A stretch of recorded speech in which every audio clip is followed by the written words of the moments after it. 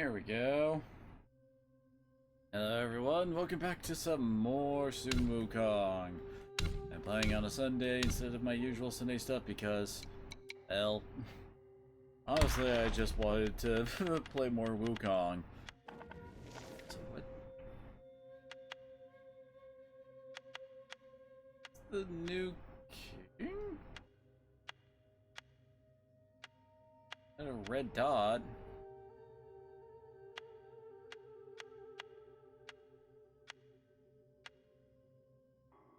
All those. What the hell? Oh, whatever. We were in the middle of fighting the freaking... What was it? Dust Veil was the name of the demon thing up here. And I also did, mess with the skill points.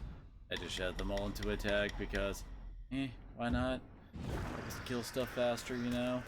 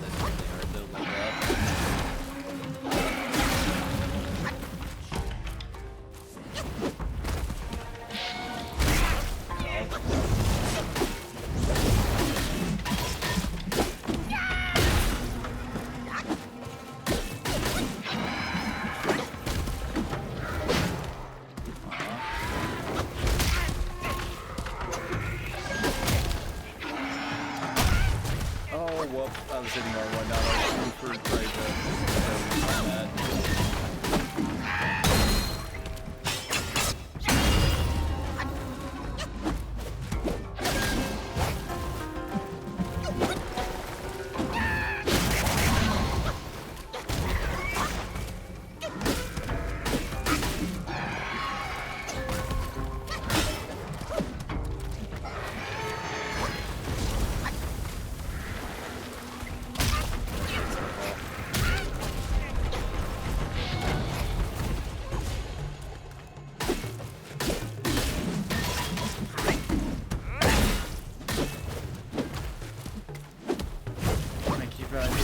R1 to try and use magic.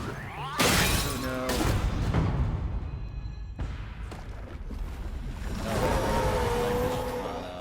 Stream, and that's how you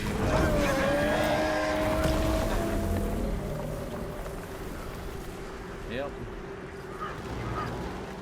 Shit to get, freaky.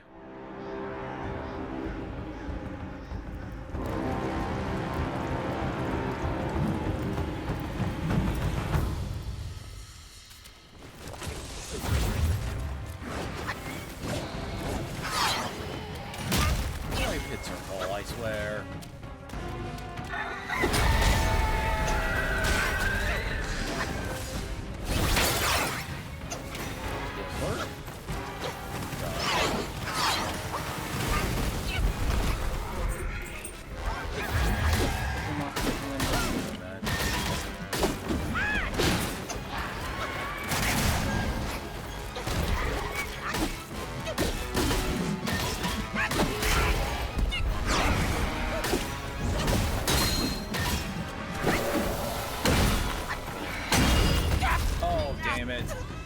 That like backed me up back into his breath attack.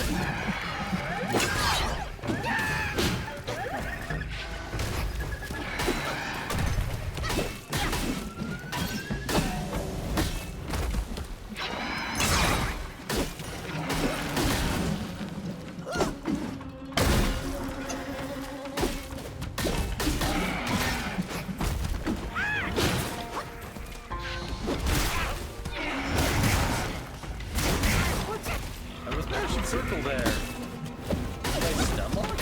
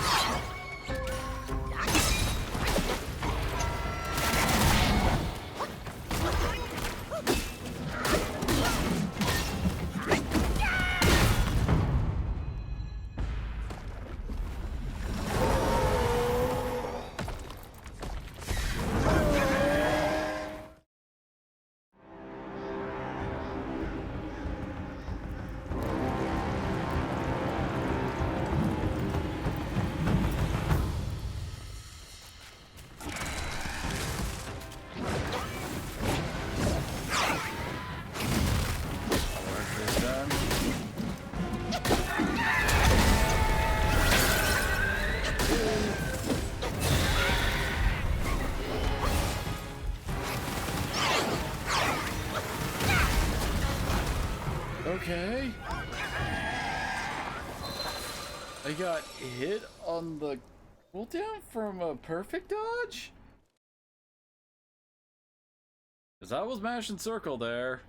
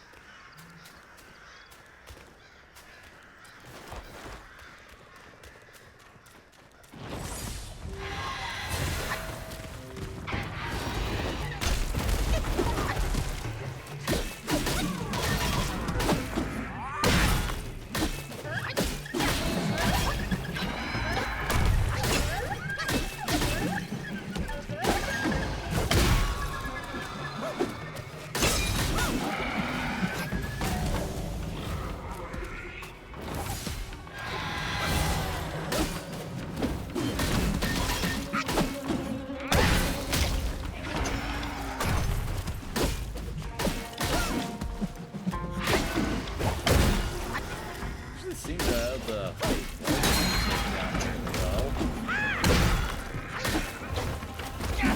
Really?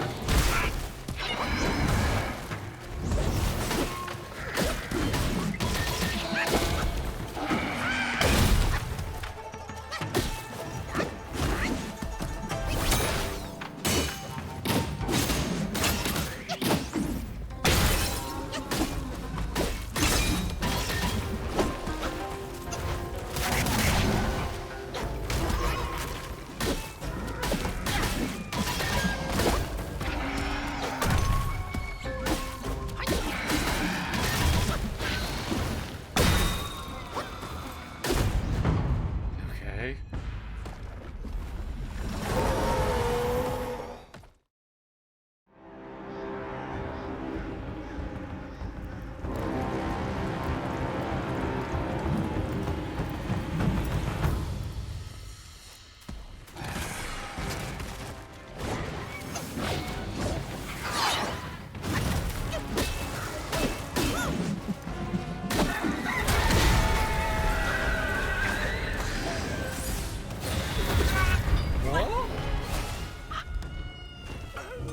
That just...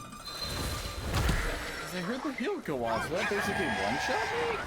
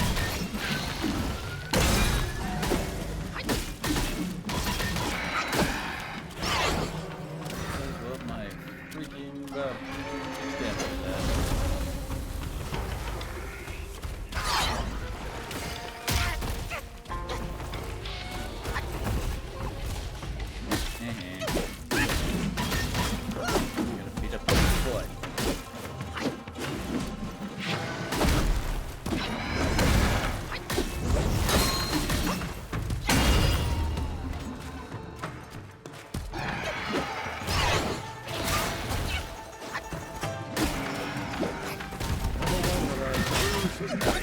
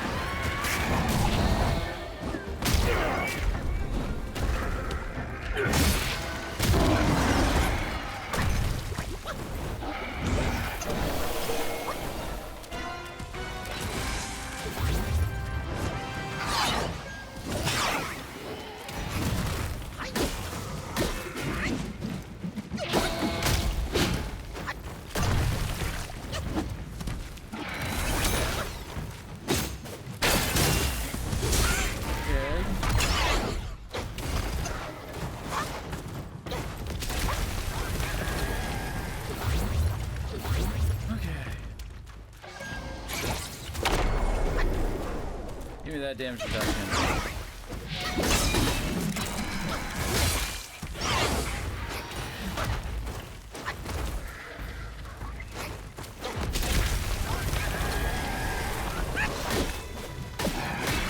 Already got. Oh, everyone just has to pluck a mini back up.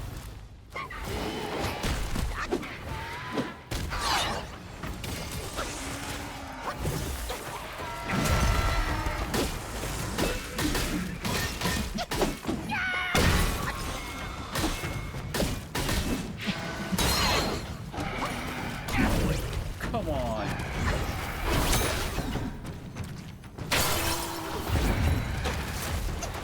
I had enough money for both, but I did not.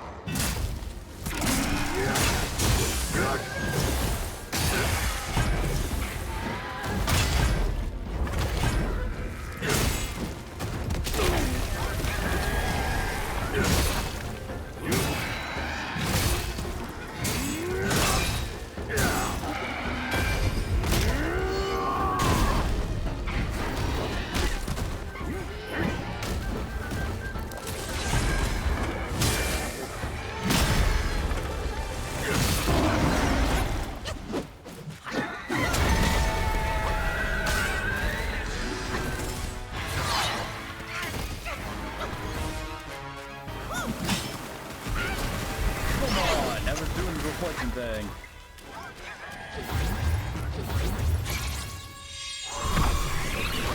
Get a monkey. He's almost dead.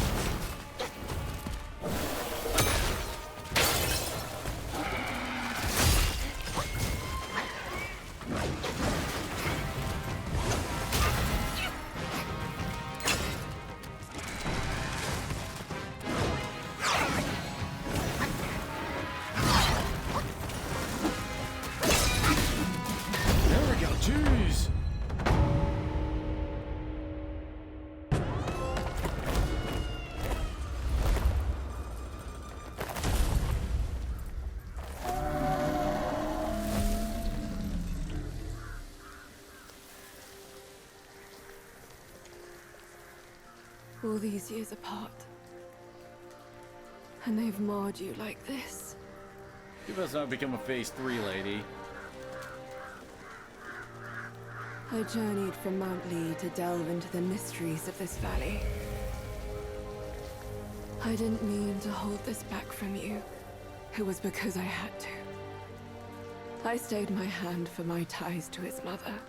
That's why I called upon you.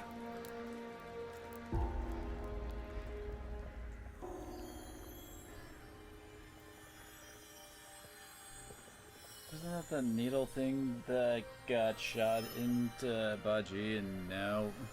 And then we, you know, How knocked did out you of him? get this? I thought it was with the 100-eyed Guai. This may well be the design of destiny itself.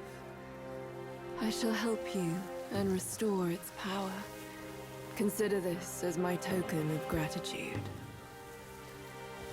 Now give this to Millennia. Millennia, whatever.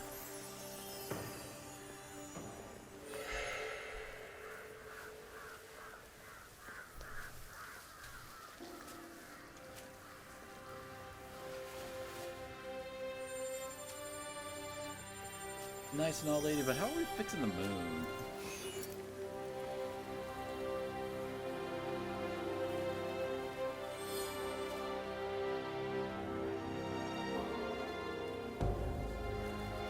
A few strings dangling from the sky.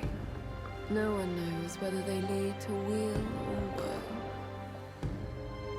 Why does everyone vie to scale them?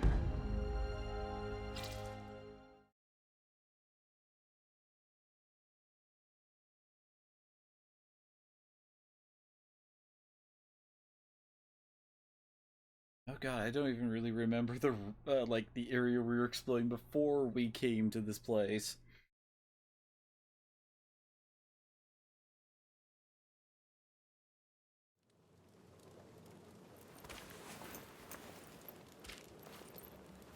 I think, yeah, we're back.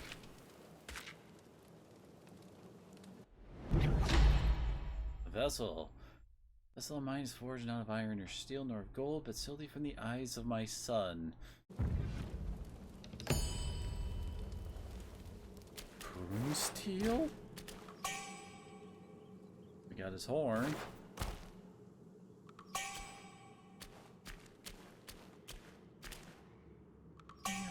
Up there?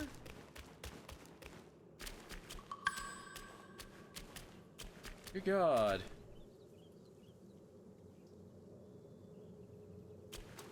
What didn't we get for that fight? You see... So it attacks enemies for me? It also boosts my crit chance and damage. Interesting.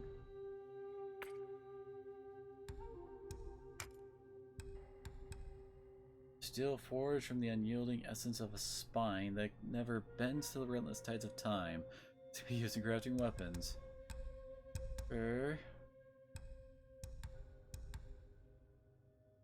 Seven cursive condensed upon this filthy horn can be used to craft armor. Oh yeah, that's right, the helmet. Right.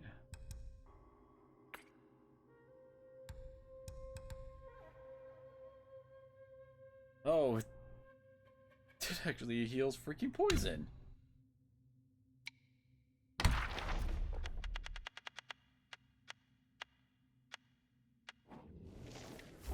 Brief song stirs the valiant heart. Long crows pierce the night apart, leaping high, then falling low, drifting like duckweed in the flow.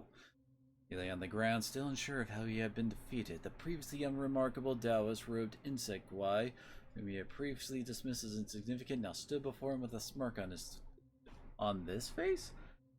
Seeing the Guai holding a radiant golden hairpin, he suddenly understood. He wanted to ask a question, but found he couldn't speak. The pain was unbearable. It seems that his throat was slit by the vile insect with the hairpin. He should be dying. He closed his eyes, not wanting his last sight to be that idiot's face. Unexpectedly, someone turned him over and carefully applied decoction to his wound. He could breathe again, but that brought him no relief. The Guai clicked its tongue in amazement. The medicine master gave is truly remarkable. It has mended this other part completely. What a pity to use it on this one. He opened his eyes and tried to ask a question, but the Guai stopped him. Don't rush. External medicine can't heal internal injuries. Besides, I don't intend to cure you. With that, the Guai waved his hand, and two fake Taoists in green robes carried over a jade box covered with brocade. The Guai took out a golden cocoon and said, "We mountain Guais are unworthy of this item. It's best to test it on you." Panic-stricken, he coughed up blood which splattered onto the golden cocoon. The cocoon broke upon contact with the blood, and a worm with a human head and a golden body emerged. But he squirmed into the grass and disappeared. The Guai remained unperturbed and pulled out another golden cocoon from the jade box. Master is truly wise to prepare 2 golden cocoons. He tried to struggle, but his body was tightly bound by cobwebs. The Guai commanded, "Pour it down his throat." The fake Taoist brought several buckets of water and forced his head back, pouring some foul-smelling concoction into his mouth. He felt something go down his throat. After swallowing it, he felt as if he were floating on clouds, his mind becoming hazy. Apart from a lingering concern for his mother, he could hardly remember anything. He suddenly recited one last prayer, hoping that a glimmer of survival would be bestowed upon his mother. Alrighty then. I guess we now know Snake Lady's name is Hong Yi. Tearful eyes reflect tearful eyes. Okay. Broken hearts echo broken cries. The world harbors the cold and sly, yet spares the soul in serpent's guise. The Jade Emperor sat on his throne in the Celestial Palace, gathering the officials. Hong Yi stood among the immortals and saw Tabai Jingxing leading in an officer in? Okay. A crown of 5 peaks on his head, a landscaped engraved tablet in his hand.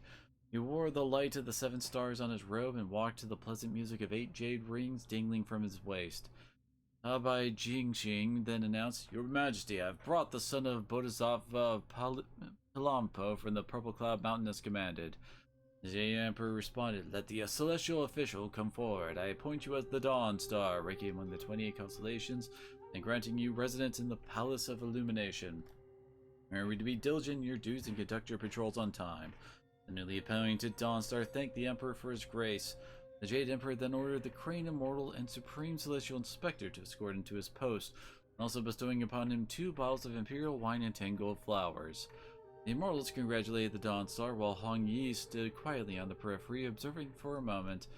He was slightly older than him, and having grown up together due to the deep connection and frequent interaction between their families, she had always seen him as a younger brother. Now, witnessing his moment of glory, she believed his future held limitless potential. After waiting a while longer, she watched him greet and bid farewell to others in the front of the hall. His spirits high, yet he never glanced her way. With a quiet sigh, she turned and slowly walked out of the hall. Well then.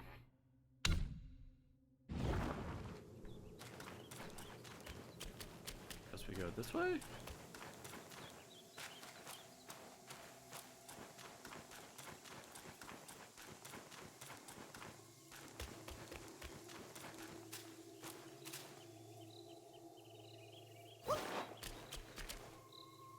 Okay. Kind of feels like there should be like something here.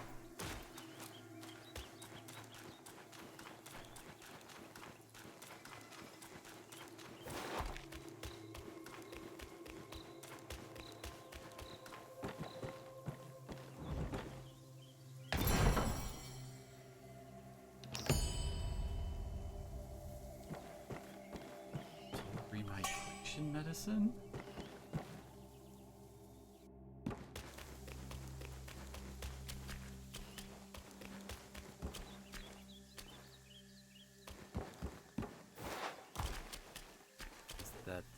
it for this, I guess, side area?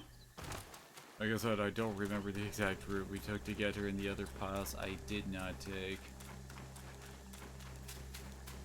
Now Sunday, that was on Friday when I met him.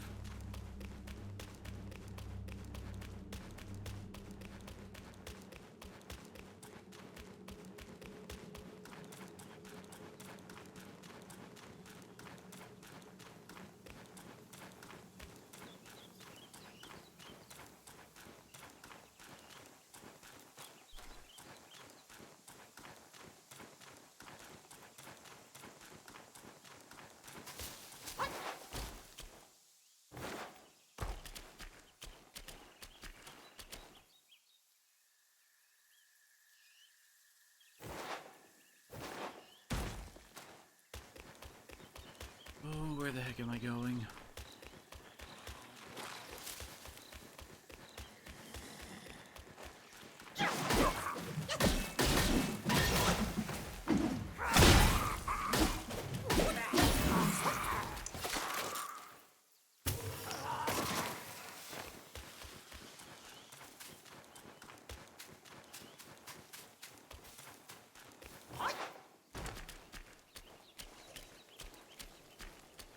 They've been here before. Whoa.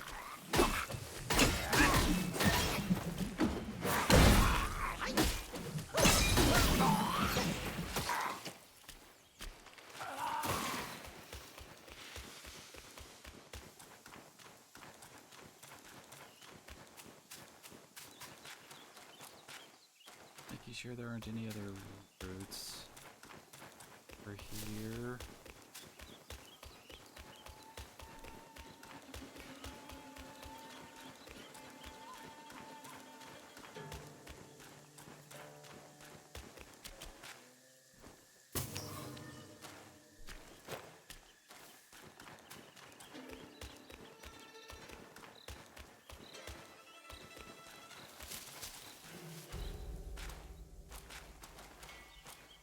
Leads down to where we fought Venom in the wall painting thing.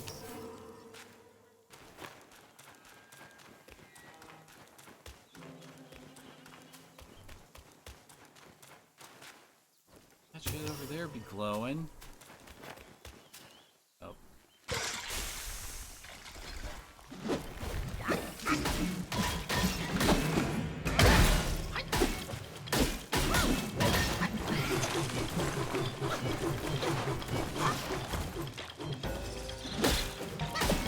A little too hard there, huh?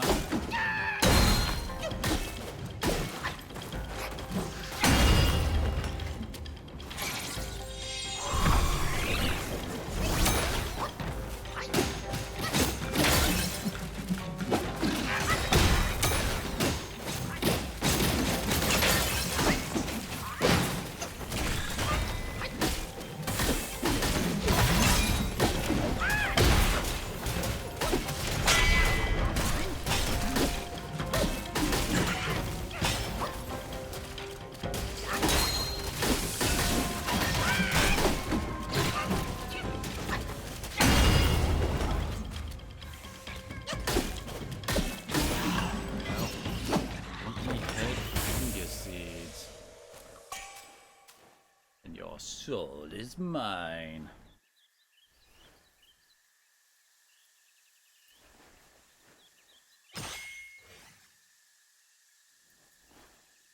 Huh?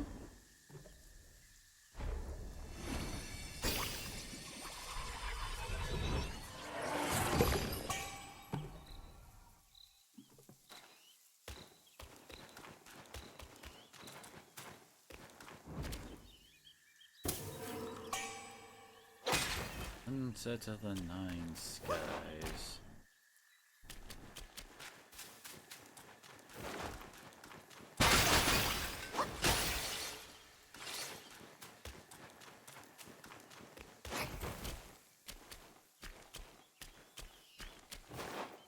Can jump down there.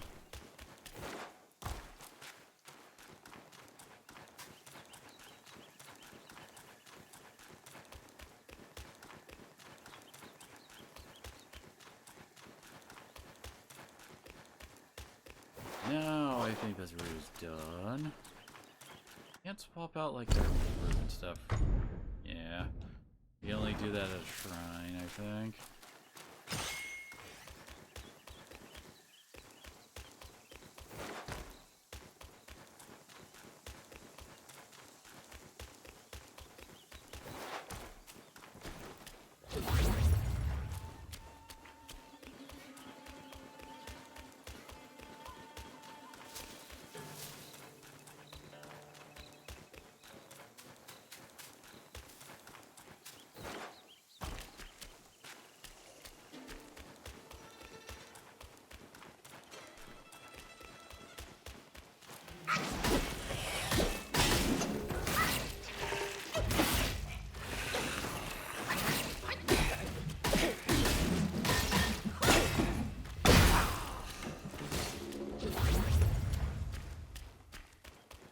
Where the, like, what's the save point? I'll just coming back to a fire.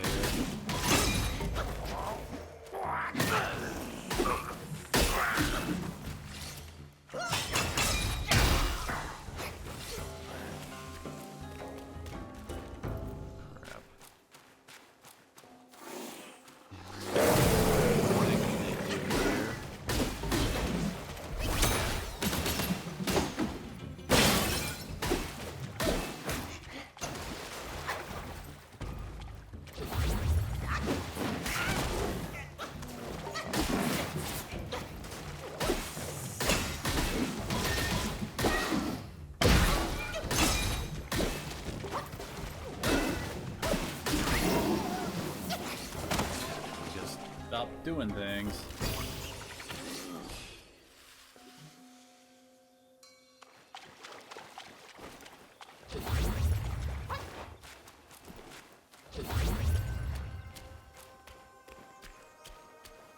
Hello. See a new one.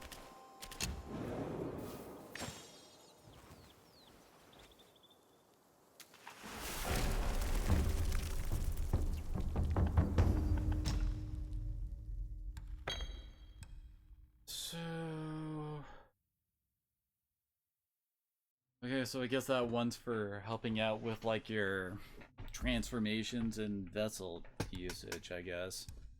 Huh.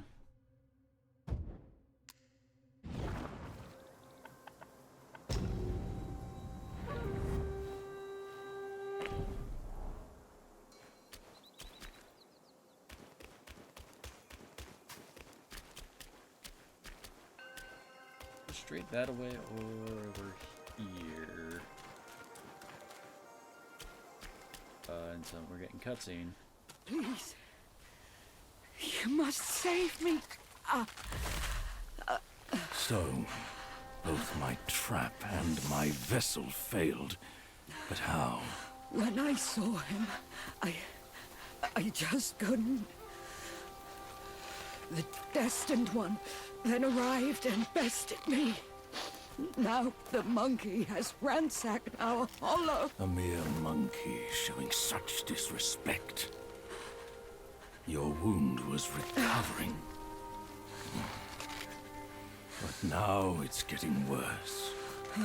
Fear not, I'll deal with him. But before that, that thing of mine, do you still have it? I do. Very well. Despite all your failures, you led the Destined One here. I should reward you for that. But the thing I gave you, now I must have it back!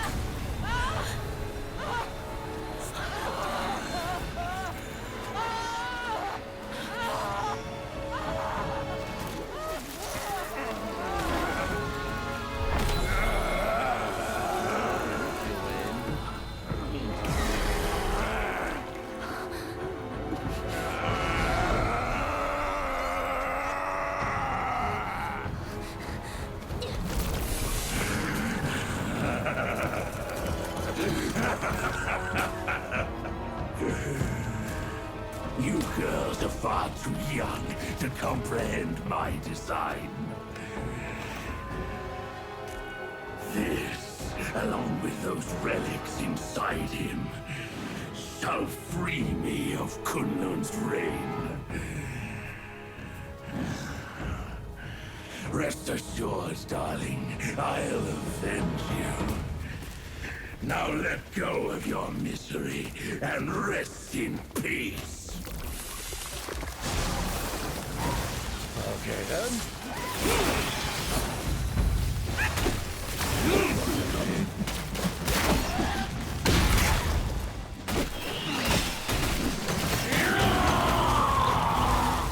You great ignorance! Streets of your own order! Persuade your wits with lies. Come, let's finish him!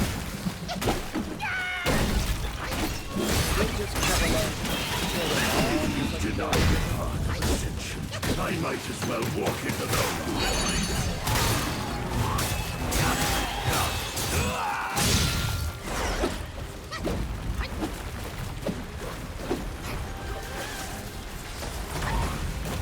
Are your minds as muddled as your mother's?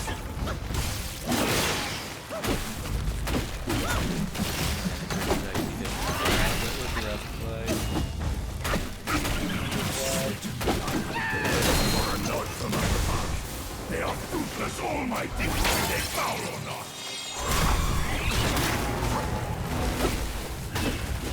The Celestial Court has seen this place for years.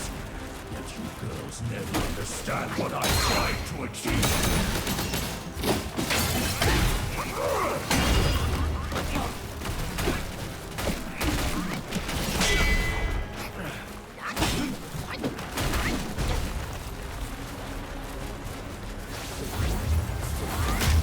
Solid.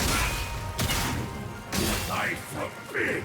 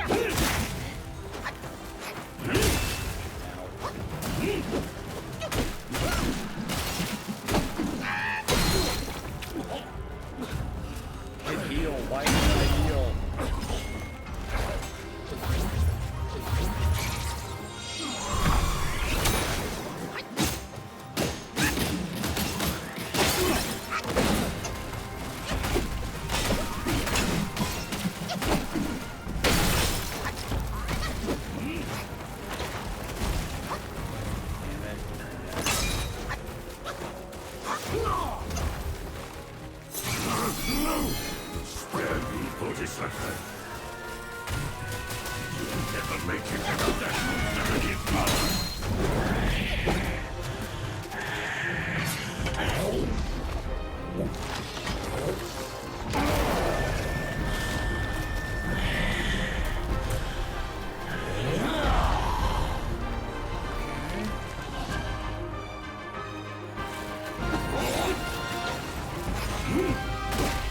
What? Come on.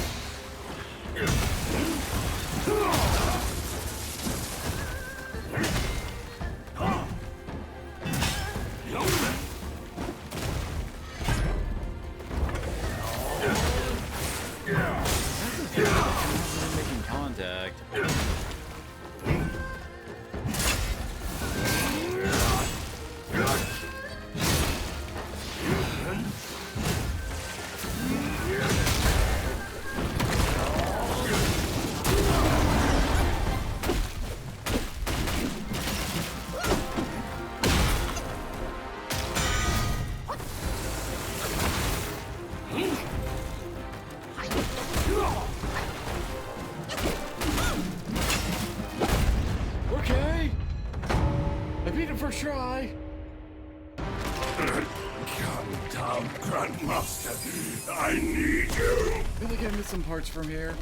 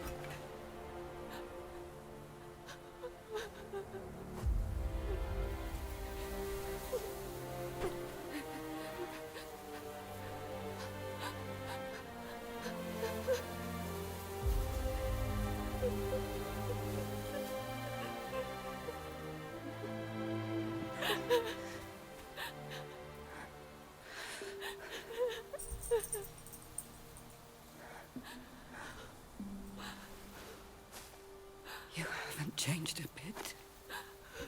You fool.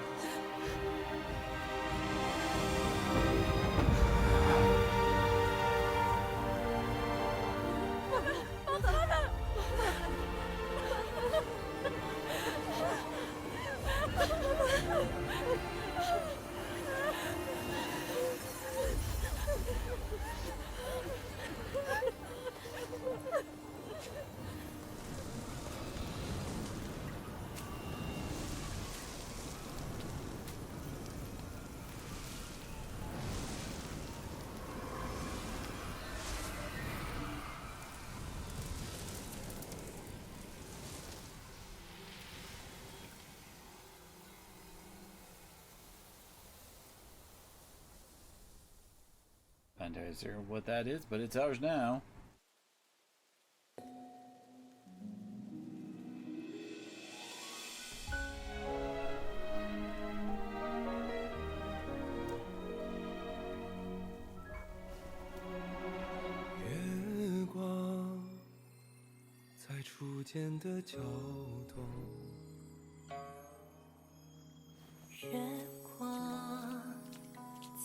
惜别的城楼，思念是眉间的药，愿年年望相思，寻常最长久。汹涌如潮流，忐忑似轻舟，有你相伴，这一路多么多么自由。云卷云舒风起，一周，从立春到立秋，在那一刻我爱上你的所有。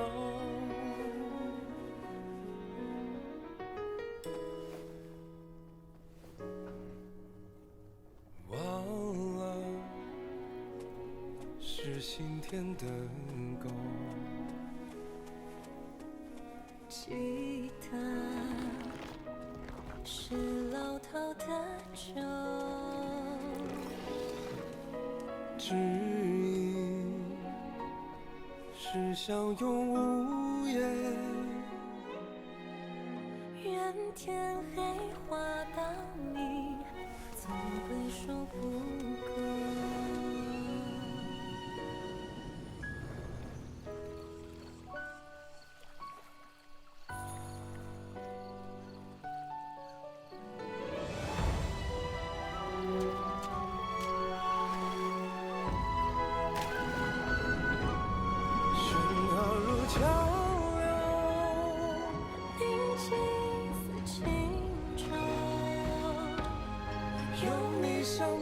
这一路多么多么无忧，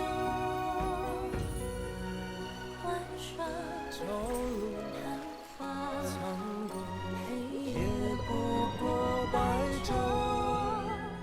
听错了风，又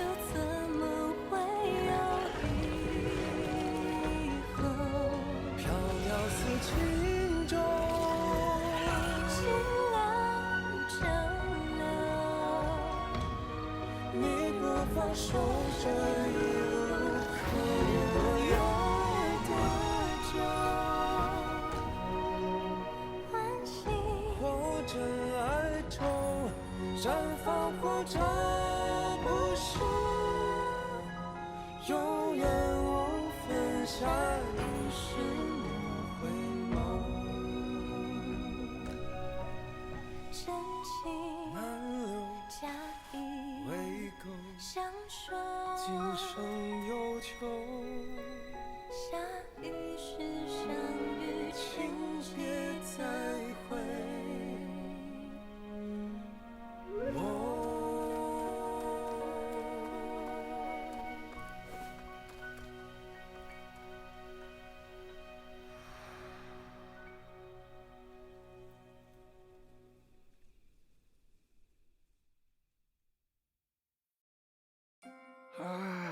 You have grown in strength, but not in wisdom.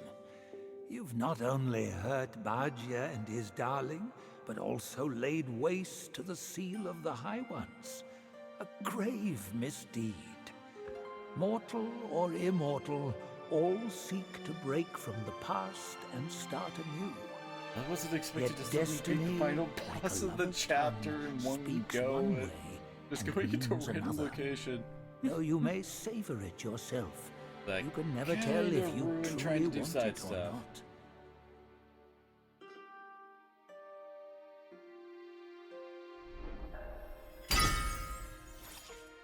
The tongue, huh?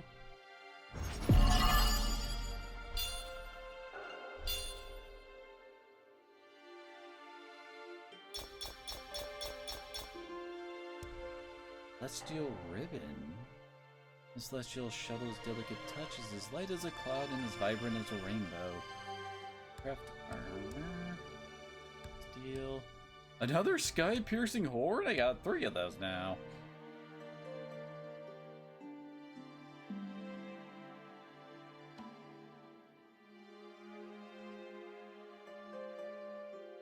Long ago, the many-legged one was subdued by Bodhisattva Pilanpur and locked on Purple Cloud Mountain.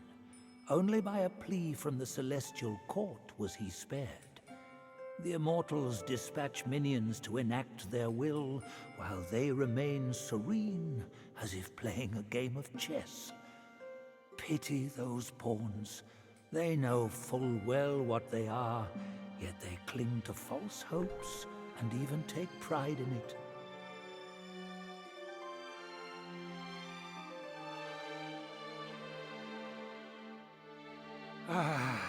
Even the sacred gourmand remains mundane if he clings to the ties of love. He was an admiral of the court, a pig in the mountains, and Bajia in the journey. Yet his nature remains unchanged. So be it. A guileless fool may know less sorrow. This rooster is Pilanpur's son, the Dawn Star he was called. Through him is forged the Weaver's Needle, the one that subdued the many-eyed master. More than that, he once crowed a giant she-scorpion to death. Indeed, he is a bane to all insects.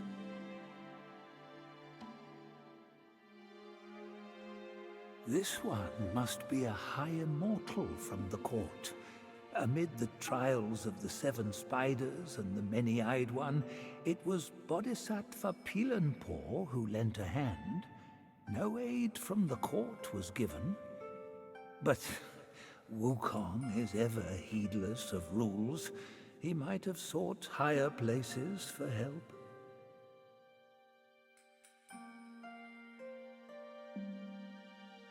That's it. We got, after consuming medicine, increased crit of next a chance. Lights effects. Ooh! But the increase the health recovery of the drink. Oh, spread the word. Yeah, damn.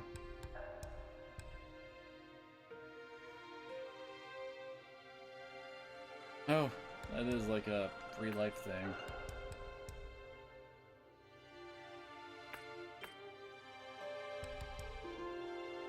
Let's see. Oh, go ribbon. Okay then.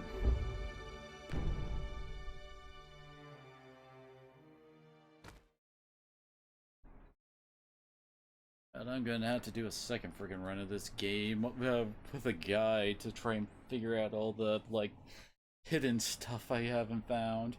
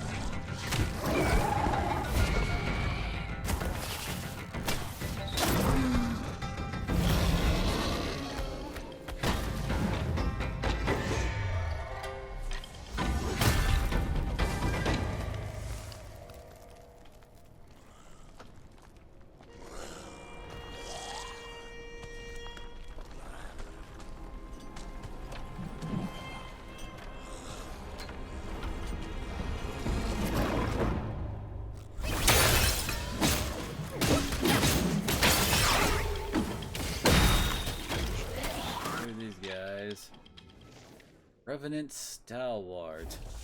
Endless toil, no rest in view, joy of nature never ours to pursue. Serving others in vain we strive, lamenting years, centuries alive. Stalwarts summoned from the underworld by the Keeper were the lowest ranking soldiers back there. Their daily duties to maintain the flow of the underworld, being sent to the mortal realm was akin to the days of rest, a break from their relentless toil. One day as they patrolled Flaming Mountains, 4 stalwarts shared their stories. One pointed to Furnace Valley and remarked, "This lava here makes me think of my task back underground. Those who committed arson in life were sentenced to embracing searing hot copper pillars naked in our copper depth. We had to fuel the fire and scrape off burnt flesh once and again. If we had a firefall like it here, it would surely make things easier." Another added, "True, and those who broke families in life go to our iron death. We plant an edge of the blade tree into their back and hang them on the tree. Our endless days are spent sharpening the blades and trimming the trees. Sometimes the blades cut through their flesh and they fall with wounds wide open. That's when we stitch them up, carry them from the ground, and hang them on the blade again. A giant iron ball like the one ahead would make the job much simpler." Everyone chimed in. "You have it easy. Those who torture animals go to our bull death. There they are trampled and gored by lava bulls. We must tend the bulls, fit them with iron hooves, and sharpen their horns. The crushed corpses must be dug out occasionally, lest they clog the path of the bulls. A flaming cart would be a much better solution."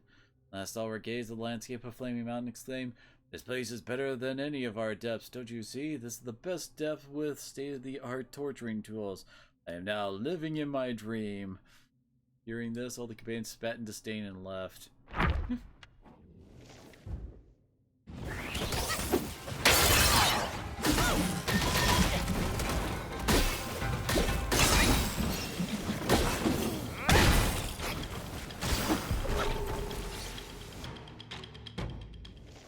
Now we have Revenant Archers. He who brings tales of fault and blame is often caught in the very same game. Trust not the one who seems most fair, and in their goodness be aware. In the southern camp of the kingdom of Uatuo, near the western side of the Flaming Mountains, a cook in the army was tasked with delivering food to the soldiers each and every day. During his routine, he often noticed a shadowy figure trailing him. When his courage led him to confront it, he discovered it was a pottery figurine armed with an arrowless bow, a truly peculiar sight. It is known that only the guilty are haunted, the cook assured of his clear conscience demanded. Why do you keep following me? The figurine, faceless yet speaking from within, replied. In a past life, we were from the same town, served together in the army. I was wounded by an enemy arrow and you abandoned me. I was left to succumb to infection and die. My resentment prevented me from reincarnation, and Yama, king of the underworld, made me a revenant. I have come now for your life. Was the cook asked. Then why not kill me? The figurine raised its bow, replying, the bow shoots only arrows of punishment. You've been reasonably upright in this life, so I find no arrows to strike you. My only choice now is to linger aimlessly. The cook asked if there was anything he could do to stop its wandering, but the figurine spat back, it was your fault. You should have told not help me. Your death will clear once you've recited Buddha's name for me 10,000 times and kneel to each. Then I may find peace. Raised by such entitlement, the cook argued, Your fall in enemy hands wasn't my arrow. Your failure to evade wasn't my push. Leaving you was a choice, not a crime. Why blame me? They smashed the pottery figurine with his meal lid. The figurine shattered and turned to dust in the wind. Alas, even ghosts dread violence. Reflecting on one's actions is essential, and kindness is a virtue. But beware of being exploited for your own good heart, lest the accused become the accuser. Alive.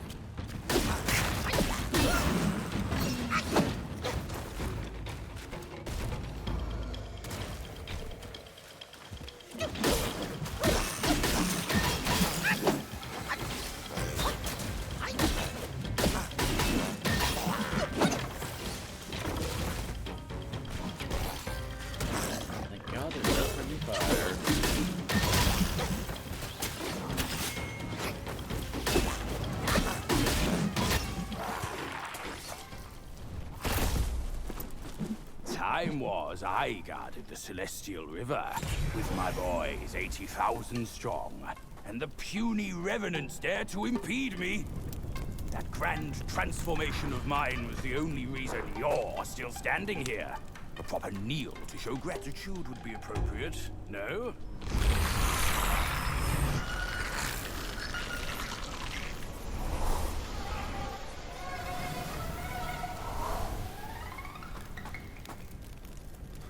Fooled me once, never again. Deceptive tactics like this pose no threat. I'll go size them up first. Keep pace, boy.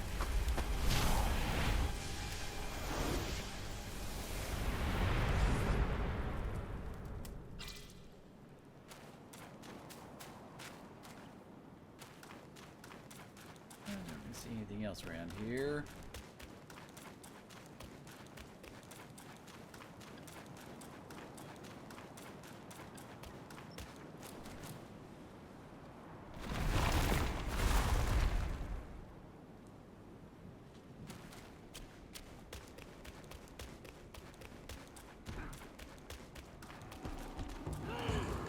You look lovely.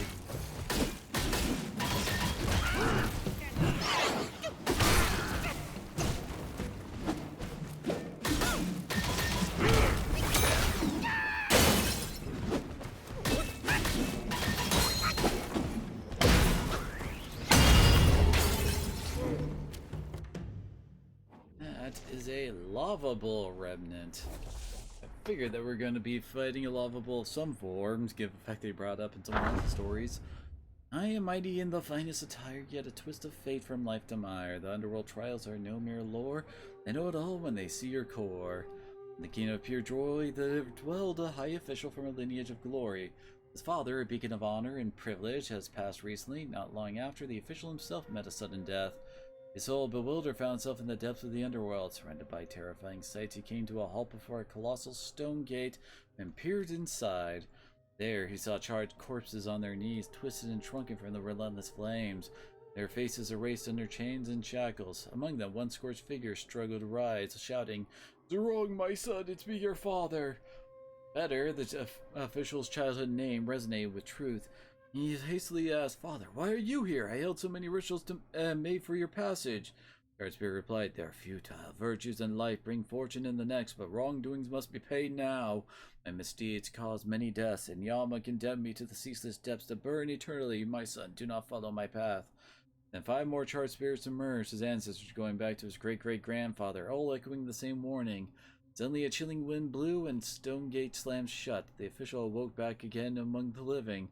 For a time, he lived modestly, yet the hardships of simplicity soon wore down on him. Convincing himself that it is nothing more than a dream, he slipped back into his lavish ways. Alright,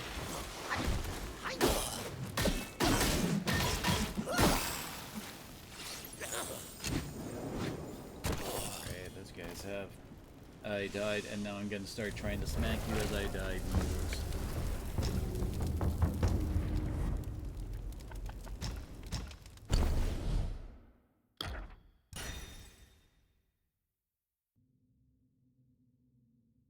Will hit with a charge heavy attack, each focus phone cost slightly. Enemy's poison massively enhance the recovery. Huh. Got the stuff for it.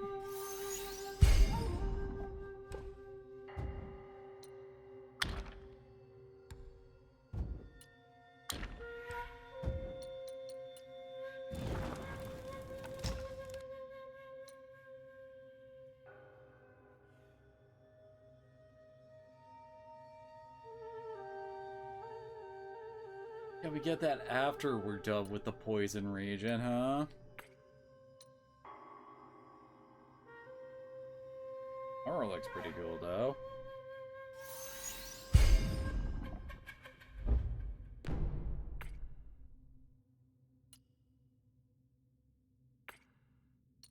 Yeah, we're in dire need of more fine gold threads, huh?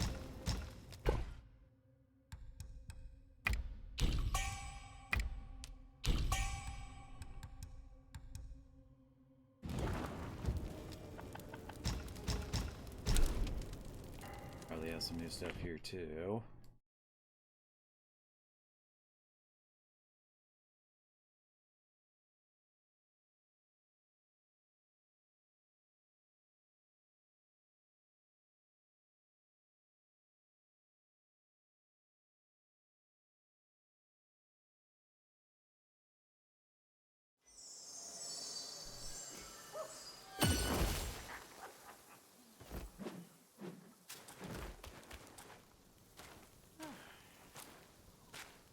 Hold on, gotta walk you over into the proper position. Self-refinement is the way to make gold. This is what my ceaseless toil finally yields.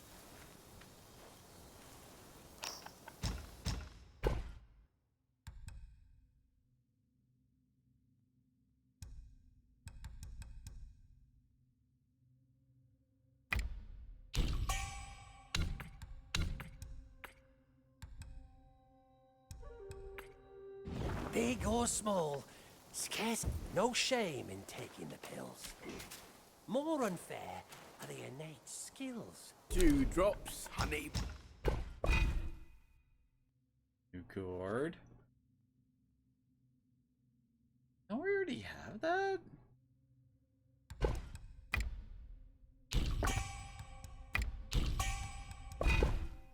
Brew sheep.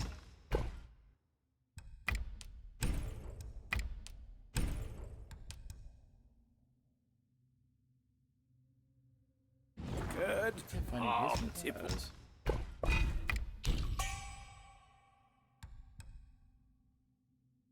Oh, we used the Buddha's left and right hand were used for making that?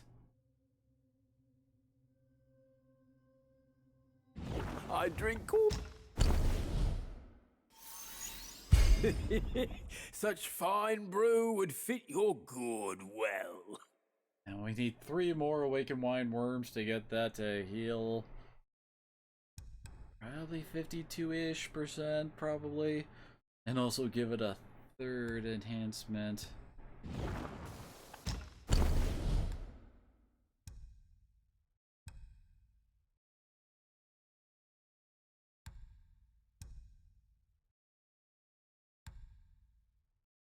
This is the only one that can be upgraded.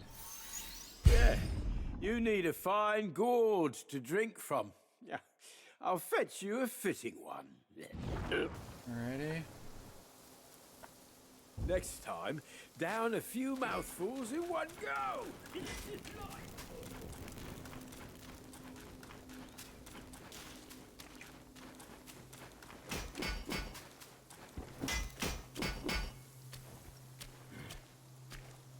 Back so soon.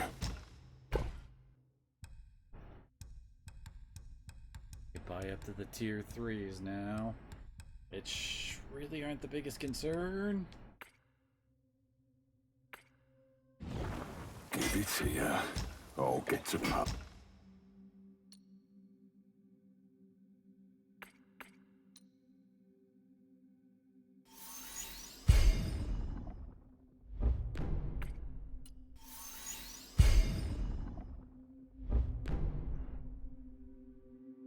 Alrighty.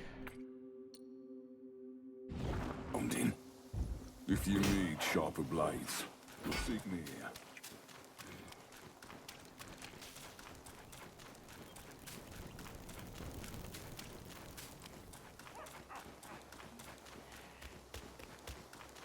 Oh wait, we should also give the seed to the dude up here.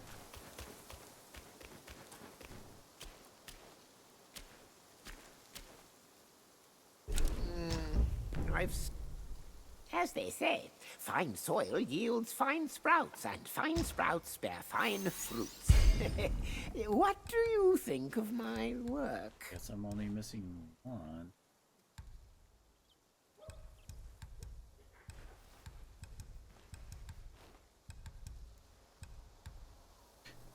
You only have one Leaving monkey-headed so fungus at soon? a time?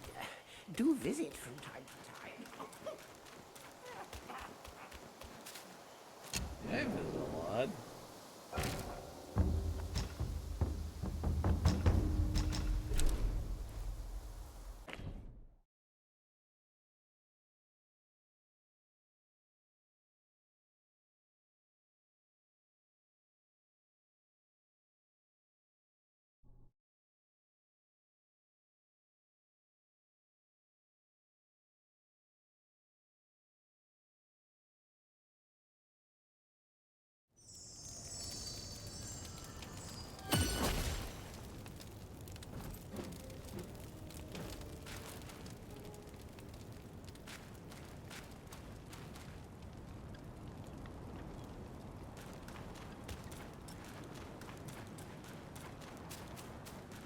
Directions we can go here.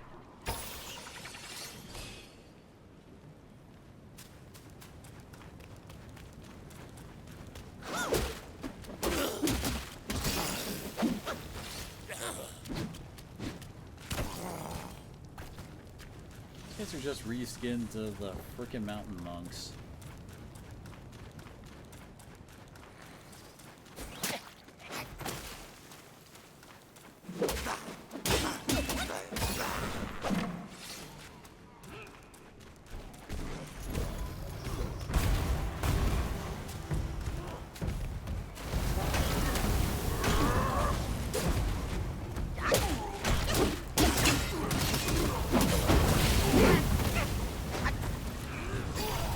Okay, where'd the fire rain come from? And where are these guys? A bull sergeant. Neath fiery peaks and robes so fine, guardian jade doors with gold radiance shine, tangled in those worldly gains, all splendor fades like dust it wanes. Through the ages, those seeking rain from the plantain fan often presented gifts and tributes. The chief guard in Rakshasi's court, the bull sergeant, was in charge of collecting these offerings. The quality of the tributes greatly affected the well-being of the mountain's Yaoguais throughout the years, thus the bull sergeant always schemed to influence the tributes towards his own preferences. One day, leaning on the doorframe and sighing deeply, he noticed the smoke from his nose resembled his beloved chicken and devised a plan. He told all the tribute bearers that the shape of the smoke rising from Flame Mountain at dusk indicates what the plantain fan desired as offerings. Thinking this to be a divine sign, the people despite their hearts, started contributing exactly as the smoke suggested. The bull sergeant received many of his desired items and reveled in a contented life. However, over time, this led to growing discontent among the villagers toward Rakshasi and her reigns. One day, Lady Rakshasi had to leave for a lecture by Lord Lao in the Celestial Court, and was unable to bring rain for the people. In panic, the bull sergeant confessed his wrongdoings and begged for her forgiveness. Turned out she never required any tribute. She naturally provided rain for the villagers through the seasons for planting and growing. The whole tribute scheme was a fabrication. Lady Rakshasi didn't punish the bull sergeant, but ordered him to return the goods and tell the truth to the villagers. They refused to take back their offering. Instead, they urged the sergeant to convince the plantain fan for more rain. Got between the villagers and the lady, the sergeant ended up berated by both sides, the both scorned by all. Yeah.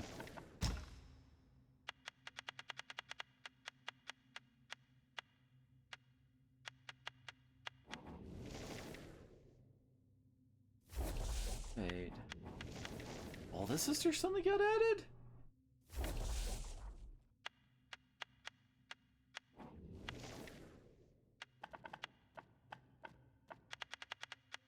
I think, or were they there before? 100-eyed Taoist master. Bending the furnace, stoking the flames, making pills to immortality aspire. One countless eyes and countless schemes, one misstep and shattered all dreams. Will this work? The violet spider lowered her head, not daring to look directly at 100-eyed Taoist master. The master handed a needle to the old woman, said softly, with what the monkey left behind in this vessel mine, you got nothing to worry about. If both fail, come to me and I will back you up. Paused as if a new thought had struck him and added, if I act first, you will never see that pig again. Knowing this, the old woman quickly took the needle, thanked him, and left. Once the door closed, an immortal with a red scalp and crane face came in holding a fly whisk. He emerged from behind the screen, looking at the master imposingly. Master bowed respectfully and reported, with that pig in our hands, the destined one alone will not cause any trouble. The crane immortal remained non-committal inside. Your little schemes are all under His Majesty's watchful eyes. He hasn't intervened out of respect for Her Majesty. The master chuckled dryly and replied, Her Majesty's words, they've taken too much profit. This time, our principal and interest must be taken back. The crane immortal flicked his fly whisk as if shooing away flies and said leisurely, once it's done, you leave, but they still have to stay. No expression could be seen on the master's face as he bowed deeply to the immortal. I feel like the crane dude was supposed to be an optional boss.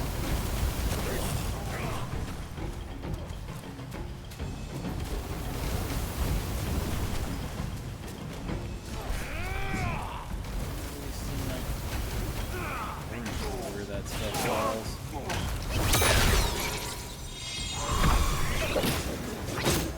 Oh, this is the boss.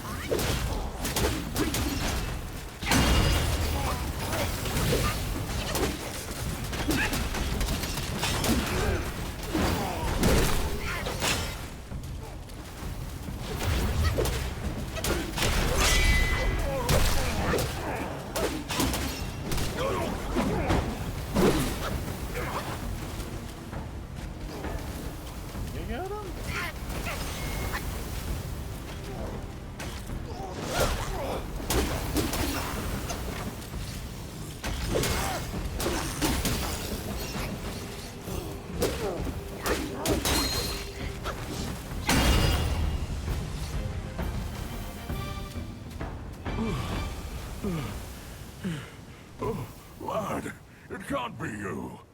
I thought you were one of them. Well, what happened to me? The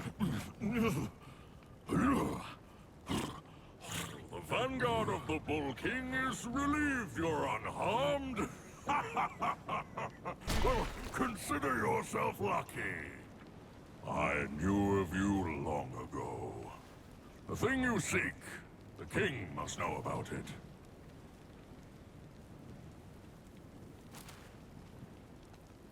Out of nowhere, the whole mountain was infested with those stinking corpses. Some coffin carts blocked all the passes up, burning everything in their path. You seem clever. How about you find a way to destroy them, eh? They're called Five-Element Carts, an evil and powerful invention of the King's son. I'm afraid they're not only guarding the passes. Trust me, there's more to it. Got to hold my ground at the entrance for a while. Can't imagine the chaos without me. They're called Five-Element Carts. Okay, we got through all this dialogue.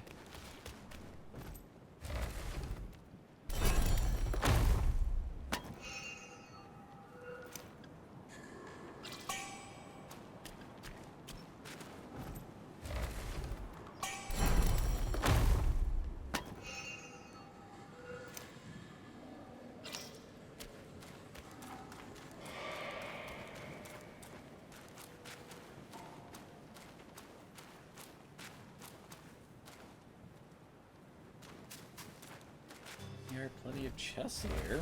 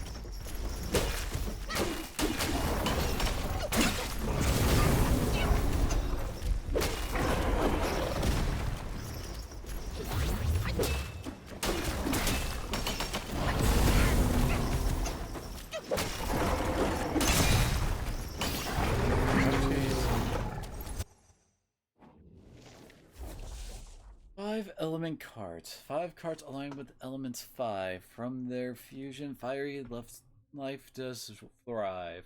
These heads roar as they swiftly race. Fire wheels east and west, the path they trace. Flaming Mountain Red Boy was about to celebrate his 100th birthday. He was in high spirits and asked the keeper, "My birthday is coming soon. Can I go out and play for a while?" The keeper replied, "As your father instructed when he ordered me to watch over you, I must ensure you focus on your practice. You cannot go out at will." The Red Boy argued, "I have already mastered the Samadhi fire. Can't I take a break for a few days?"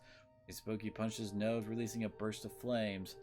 The keeper shook his head. "You were taught the Samadhi fire so that you could use it to refine your inner core. Putting fire carelessly, such as that, dissipates your ki and is nothing more than a trivial trick." He continued, "The liver responds to wood, which generates fire. The heart responds to fire, which generates earth. The spleen responds to earth, which generates metal. The lungs respond to metal, which generate water. The kidneys respond to water, which generates wood. The 5 elements generate each other in continuous cycle. With the Samadhi fire, you should use it to refine the energy of your 5 organs." Growing impatient, Red Boy said, "Enough, I understand. I'll go back to my practice." As birthday, the Bull King hosted a grand banquet in the mountains, inviting many friends to celebrate. Red Boy ordered some minions to bring out 5 small carts. Minions arranged the carts according to the 5 elements: gold, wood, water, fire, and earth. Red Boy approached them, reciting an incantation, spat out fire from his mouth, while thick smoke erupted from his nose. Flame burst forth from his eyes, and fire surged through the 5 carts. After several bursts, the red flames blazed in the sky. The keeper was displeased, feeling that Red Boy was too playful and overly interested in trivial tricks. He feared that the boy might waste his potential in the days to come. However, the Bull King was very pleased. To him, although Red Boy was not engaged in deep practice, he already understood how to employ his skills to create useful tools that showed great ingenuity. He immediately ordered the creation of 5 larger war carts for his son. From then on, the 5 element carts became Red Boy's companions in his practice. Within 100 years, these carts imbued with the Samadhi fire gained sentience and became formidable guides in the Flaming Mountains. Alrighty then.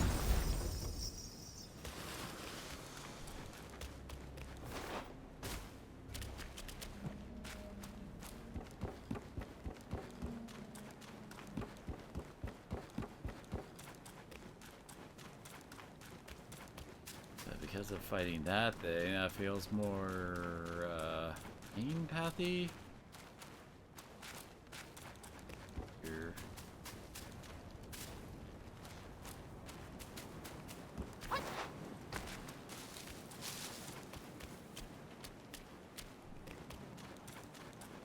Guess there's nothing over this way. Alrighty then.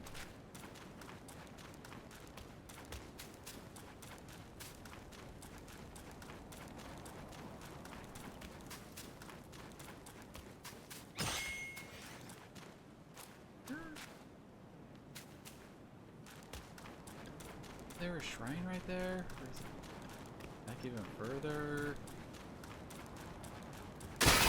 You know, we're completely out of freaking MP. Our health is low. We used up a bunch of board uses, so.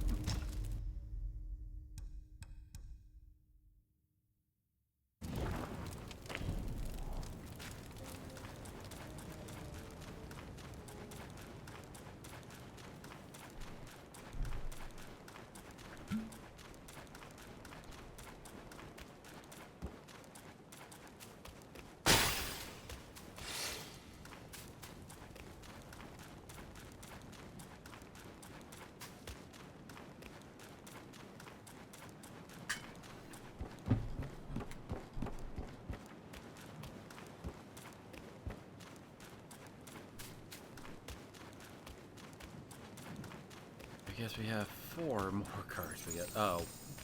Really? Damn it.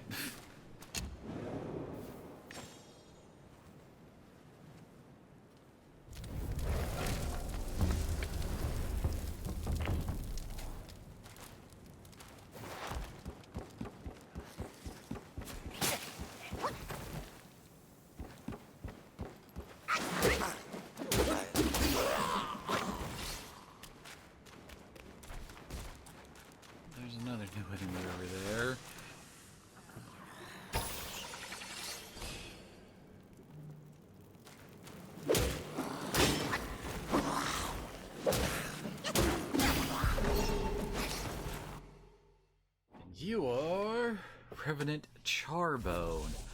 Not with greed what life can give. By harming others, how can one live? Evil deeds their judgment due. In the netherworld, their fate they rue. Speaking of pure joy, there dwelled a high official from a lineage of glory. His father, a beacon of honor and privilege, has passed recently. Not long after, the official himself met a sudden death. Wilbur found itself in the depth. Yeah, we saw this already.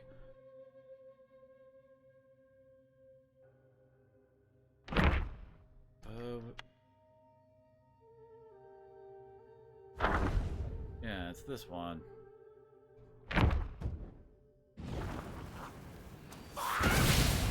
Okay, they explode huge.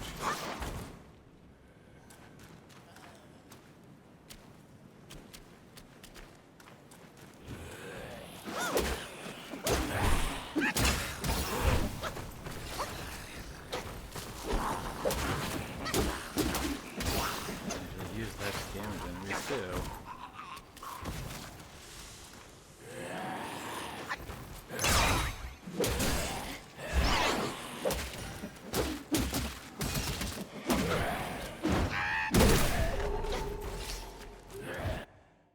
He also attacks on death. I'm sensing a theme around here. Old soldier. Why don't we fight one of those? Time gallops like a horse so fair, here and there, seeming without care. Past flows like water in its course, streams buried deep without remorse. The gates of the city of injustice are guarded by the char faces. Unlike soul reapers, they wield blades of karmic flame, burning lost souls to ash, hence their perpetual smoking visages. One day, 2 char faces at the gate caught a soul trying to sneak out. As one raised his flaming blade to strike, the desperate soul pleaded, "Spare me, kind sir. Should I revive, I'll burn 10 houses of paper ingots in your honor." The other char face restrained his companion and proposed, "Let's have a wager then. If you win, you go free, but if you lose, blame your own luck." So that's what would be the wager. And he answered, "If half the souls entering the city today wish to return to life like you, you win. With that, he handed over paper and ink and tasked the soul with recording the names and earthly obsession of those newly deceased. As the gate closed for the day, the soul hurried to the charface and declared, I've won indeed! The charface presented the list to the gate master and found that it matched perfectly in both number and names and even included details the deceased themselves hadn't revealed. Satisfied, the gate master held the soul in high regard, generously rewarded him, and said, I know you seek to leave the city, but the gates are shut for today. Perhaps you should come again tomorrow. Months passed, with the soul returning daily, and each day a similar bet was made. Over time, the soul ceased longing for returning to life and took up role as a scribe under the gate master. Alas, it makes one wonder, we look ahead and accept whatever future awaits us, or stay committed to steadfast goals. Perhaps there's no right answer. What matters is the willingness to make your choice. Oh yeah, that's right. Soldiers, right? Yeah. Strong of body, skilled in fight, shield and spear, a valorous sight. Hearts ablaze with fervent zeal, love disdains the pain he feels. 3 centuries ago, when the Bold King still graced the Celestial Court and the Red Boy practiced under Guan Yin, peace reigned over the Flaming Mountains. One day, Bashui Beast promoted a captain among the Bull soldiers, and the captain moved into the night duty chambers of the Rakshasa Palace to accommodate his increased responsibilities. He occupied the adjoining room for rest and the main west chamber for hosting guests. One morning, he found the guest room had been tidily arranged overnight. Dustless furniture, washed fruits on plate, and freshly brewed tea. Perplexed, he thought of the furry celestial maiden serving the lady and the fox maidens attending the king's daughter. Recalling how the other guards often teased him for being more handsome than the rest, now, as a new captain, he couldn't help but feel elated. Really, there must be a secret admirer. For over a month, the mysterious, kind-hearted maiden visited nightly, yet never revealed herself. Growing impatient, the captain resolved to wait outside the chamber one night. Around the 4th watch, he heard heavy steps, quite unlike the gentle maiden's, furred or fox. Regardless, he lunged at the figure as soon as the door opened and secured a tight hold on it. The figure was muscular, sturdy, too large for his arms. Muffled grunts followed, and the voice of the bull sergeant emerged. I like things tidy, and your room is always messy. That's why I cleaned it up after my night duties. You don't have to act so grateful.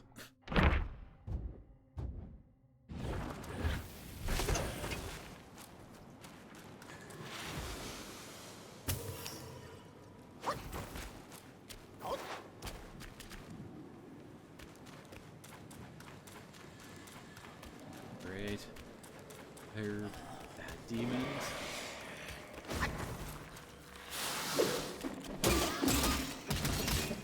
Sink into the earth.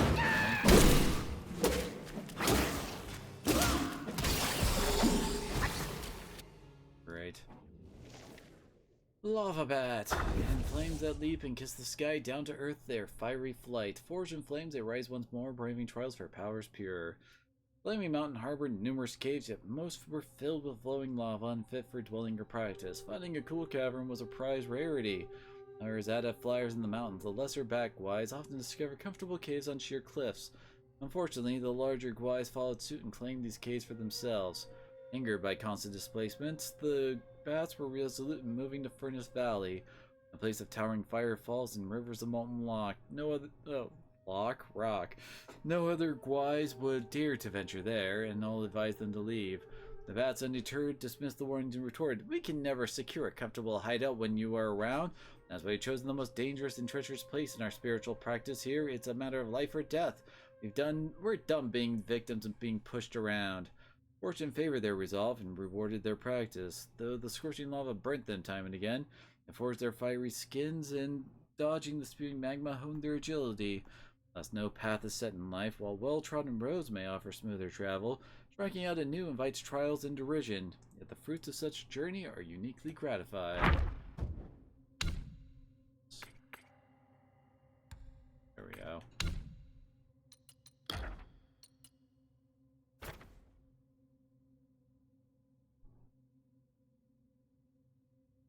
Righty.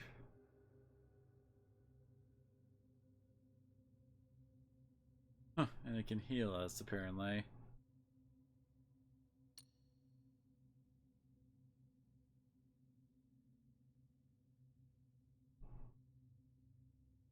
It's a big AoE get off me button.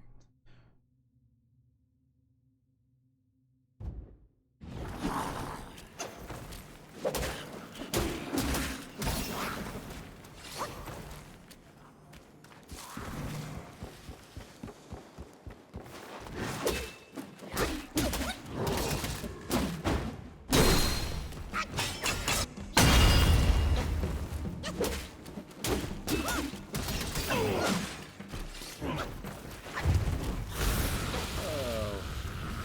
Where'd you come from?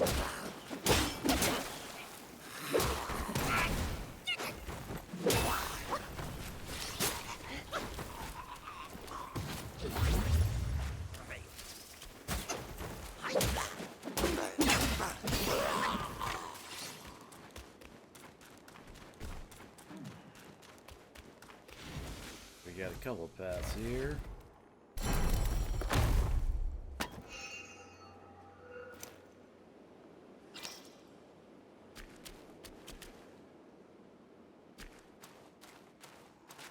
Like that pavilion. Oh. Leads us to a freaking archer. Oh, no, wait. For just a second, I thought these things kind of look like one of them just like kind of like sitting there.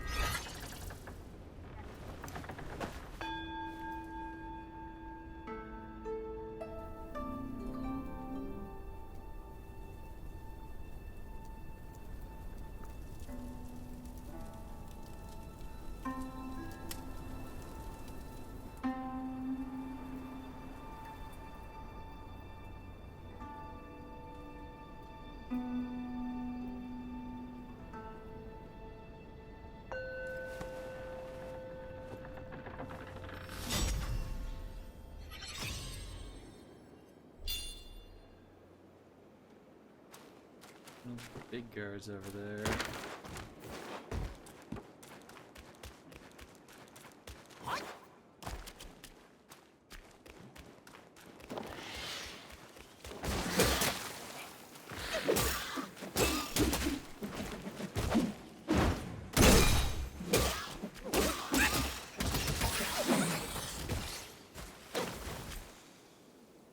I cannot reach them.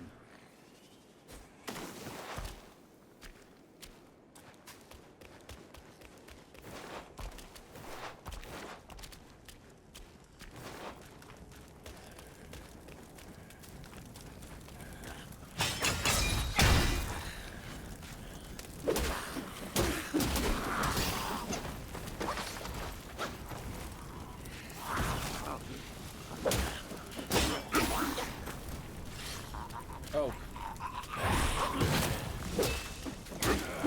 She got stuck.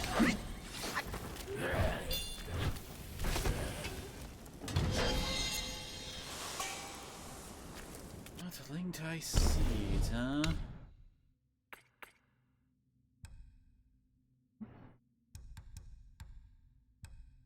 There it is. Might extend the duration to. Oh, okay. Interesting. Lord knows that's a really strong ability.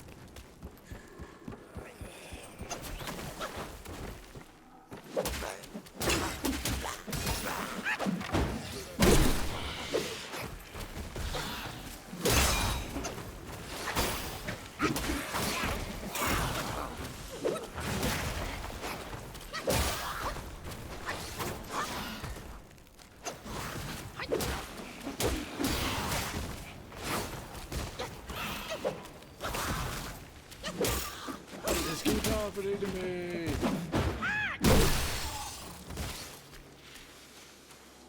Where all three of them blew up on him.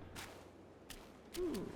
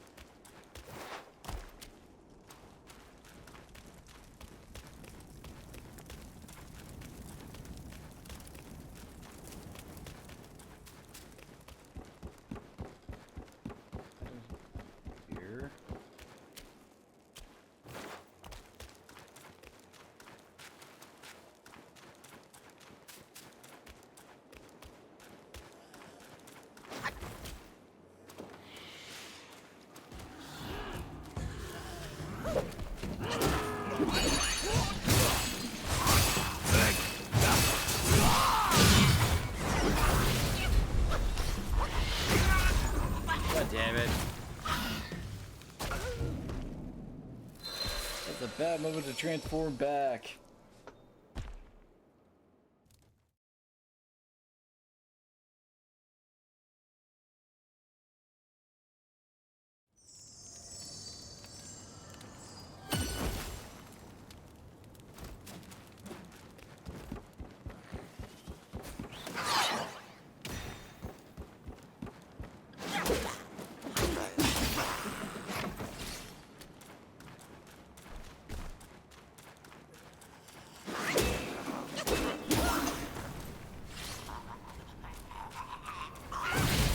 Come on, I didn't think it was that big.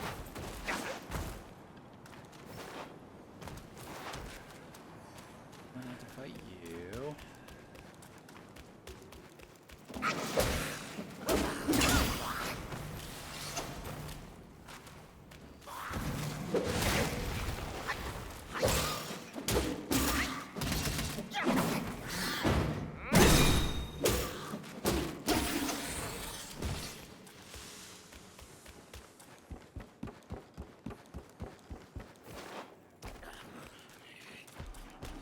Fast.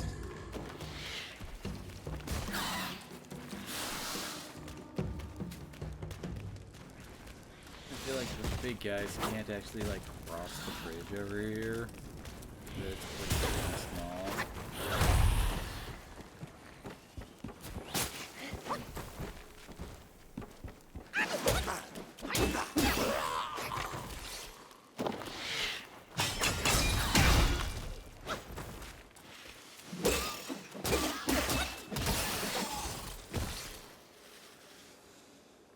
Yeah, it looks like I was kind of right.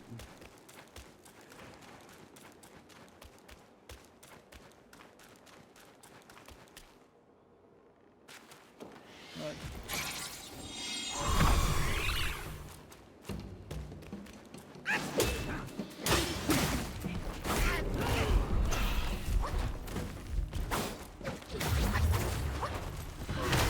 Wait, where did my phone go?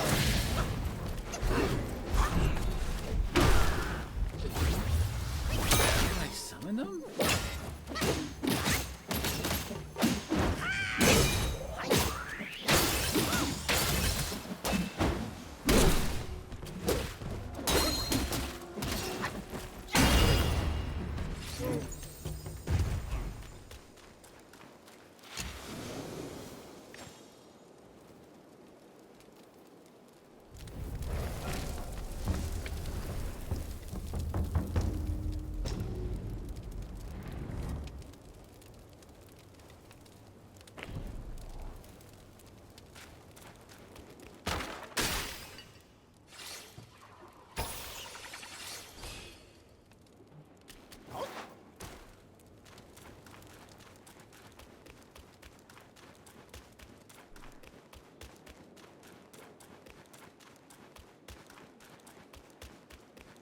This area's oddly up.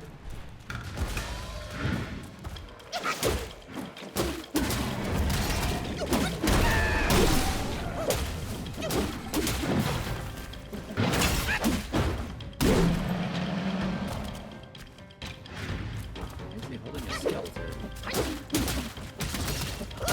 There's some dogs really fast up there, right?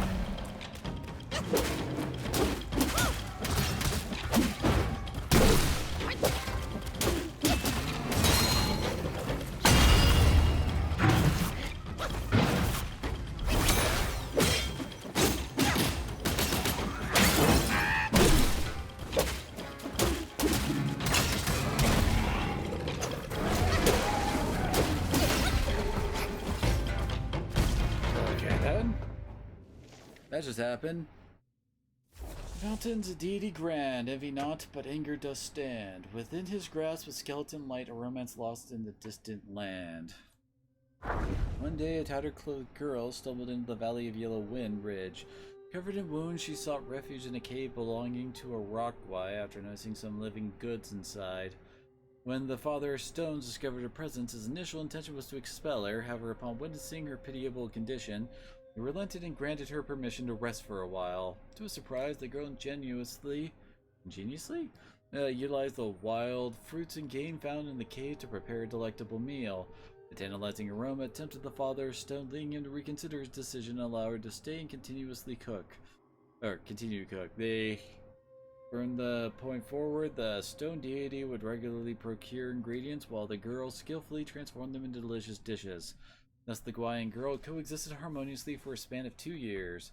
During a routine day of washing clothes by the river, the girl unexpectedly encountered a woodcutter from her village. Overwhelmed with emotions upon seeing a familiar face, she couldn't contain her tears upon returning to the cave.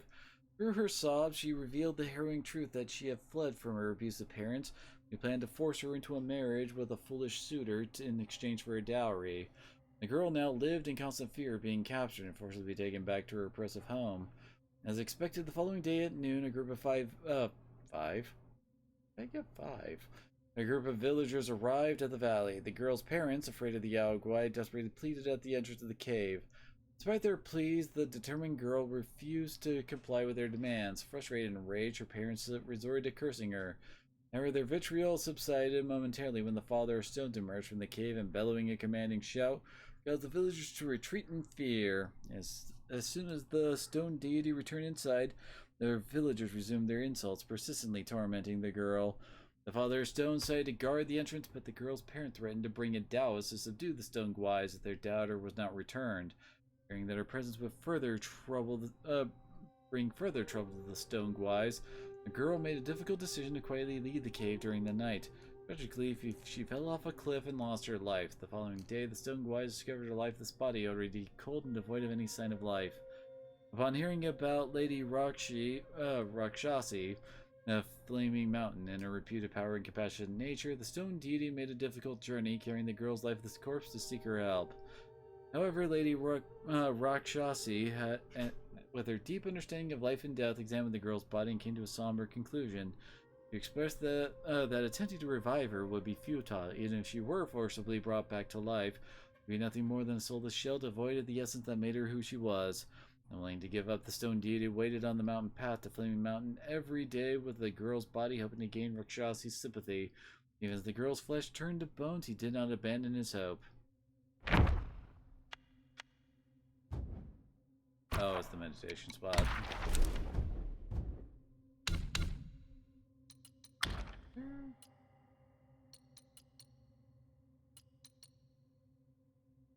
Snake herbalist.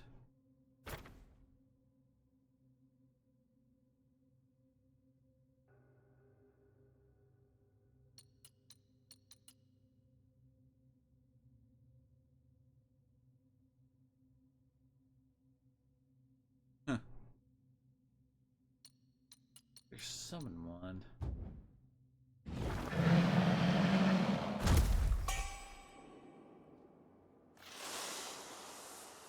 And a feeling.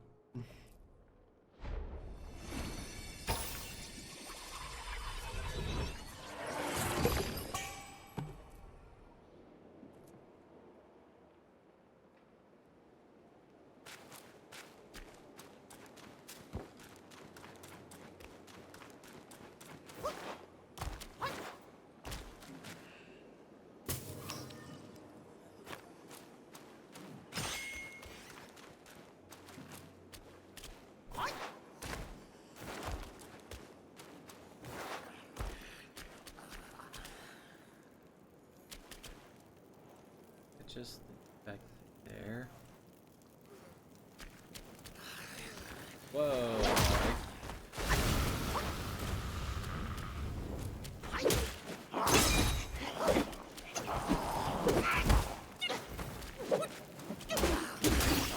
Being beaten up by an armless man.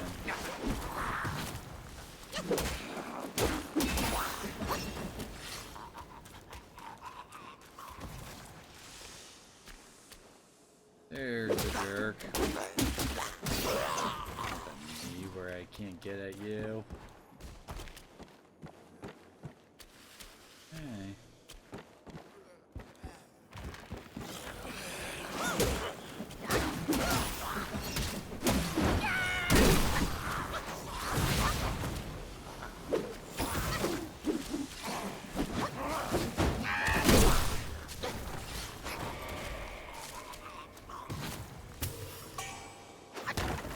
I would prefer more of the awakened wine worms, but items are items.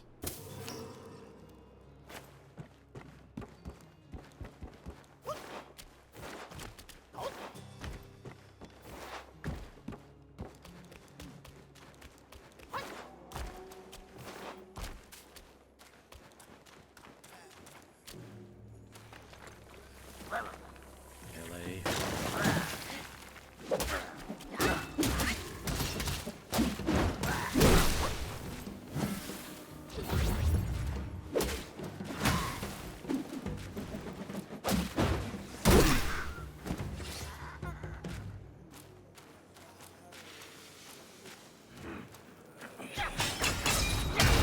I guess trying to get both of you.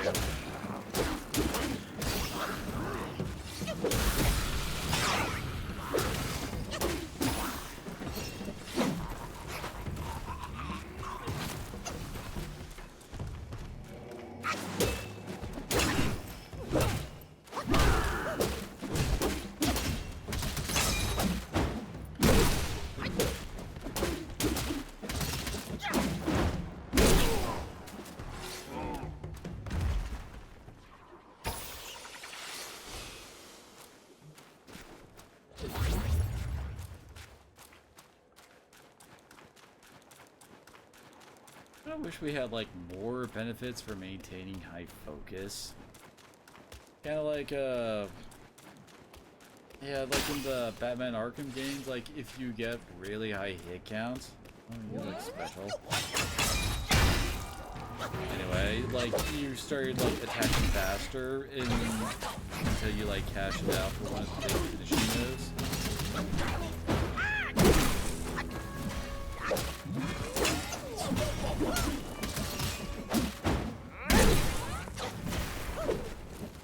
There was actually a reason to, you know, not time.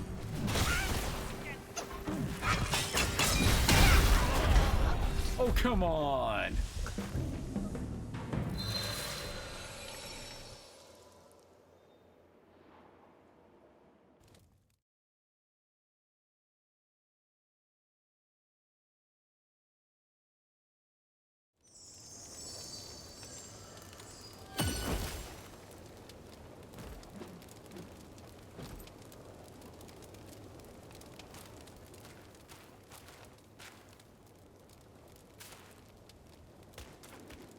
This way.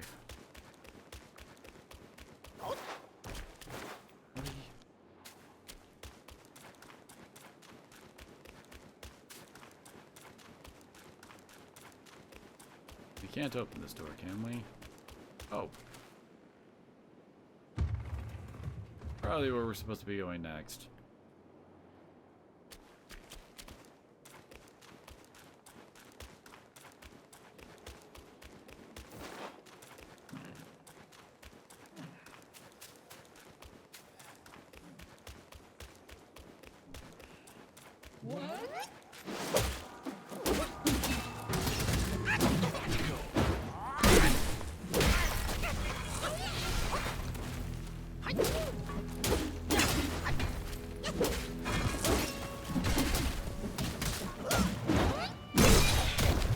You just try to sit on me?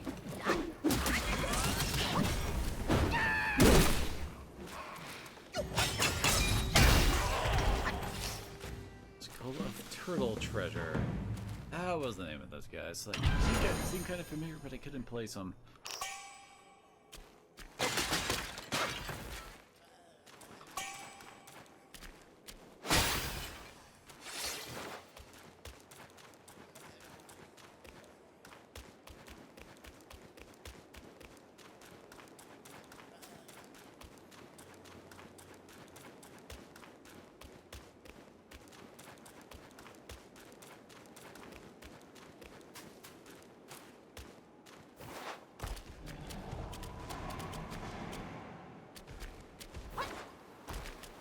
Another card.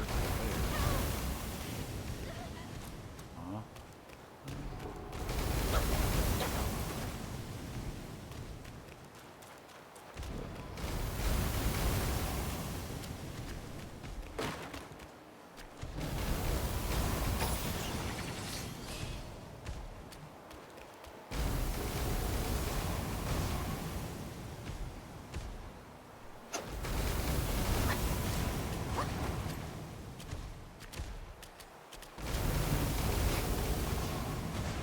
There it is, okay.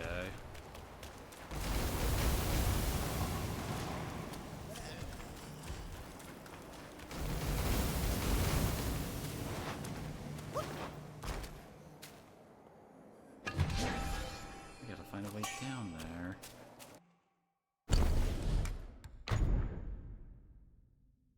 We don't need that. Ooh, increase our focus build.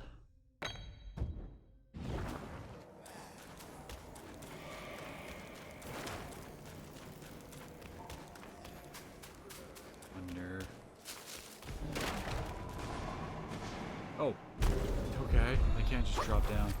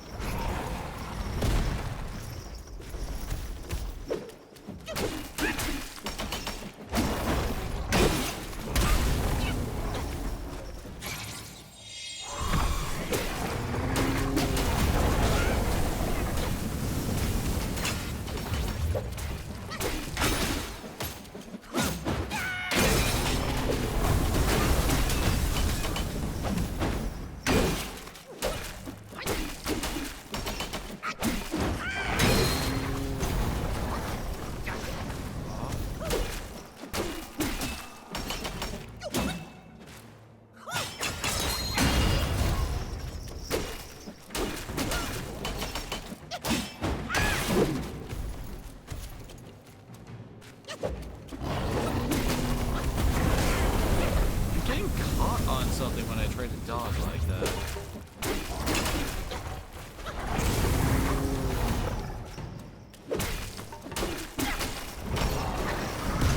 It might be like his hands have way bigger hitbox than you expect.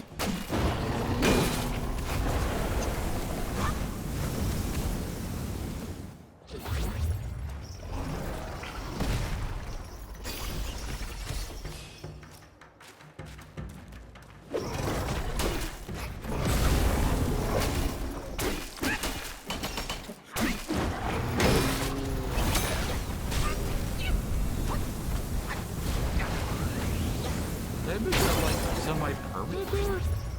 The heck?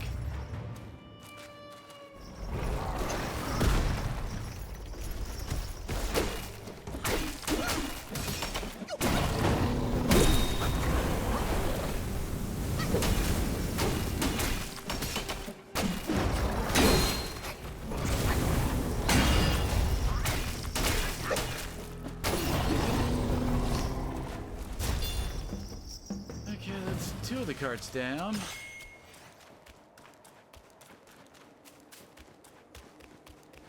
Didn't say handle this in the best way, but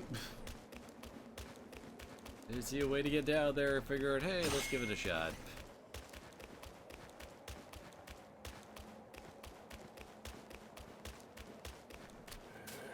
A lot of faces carved in there.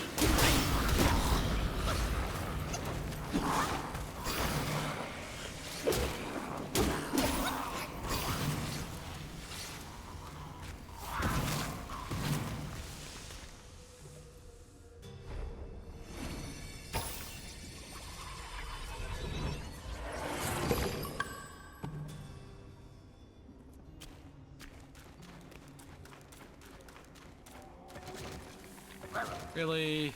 Haven't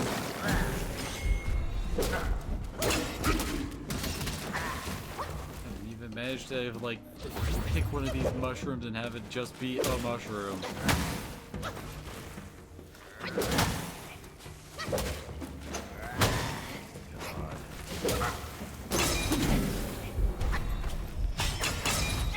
Stop.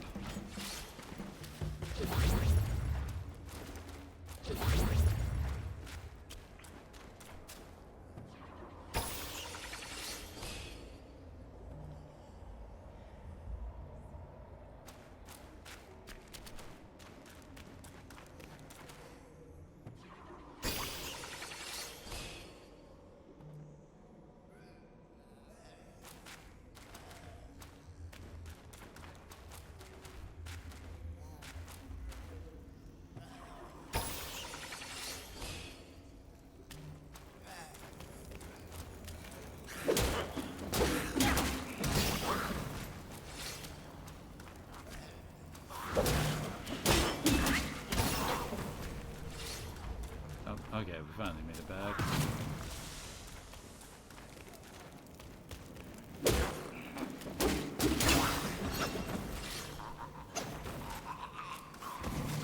Alright, found out all the stuff we air quotes missed when I took my shortcut.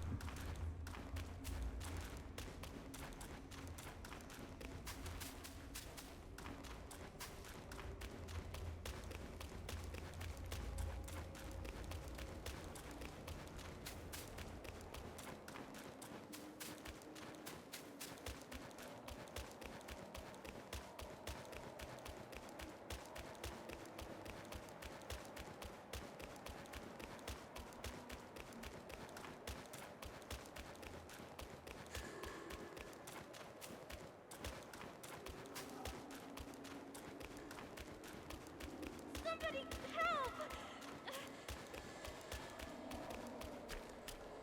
Uh-oh. This looks like an arena. Help! Help me, young master!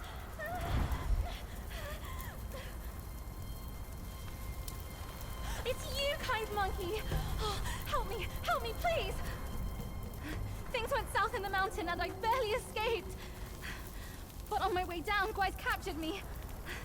I've been kept here for 3 days. But now my luck has returned. My savior appeared here right in front of me. Should you extend your mercy to save my family? I'll repay your kindness at any cost. Master got it right. The last story comes to us to help. Then, my candles are back. Please don't leave me. And what now? Burn them all to cinders!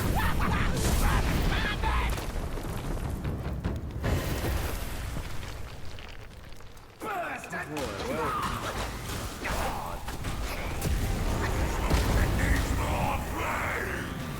You guys are gonna be a bit, you know. swirl with the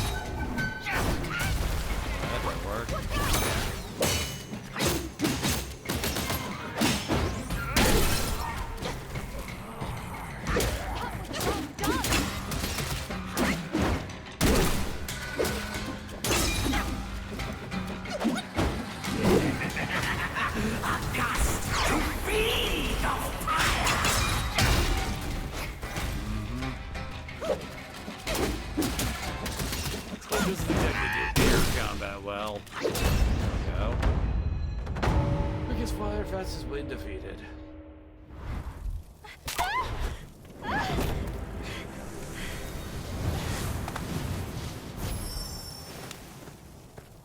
Quite the charmer, aren't you, boy? But these eyes have seen prettier disguises.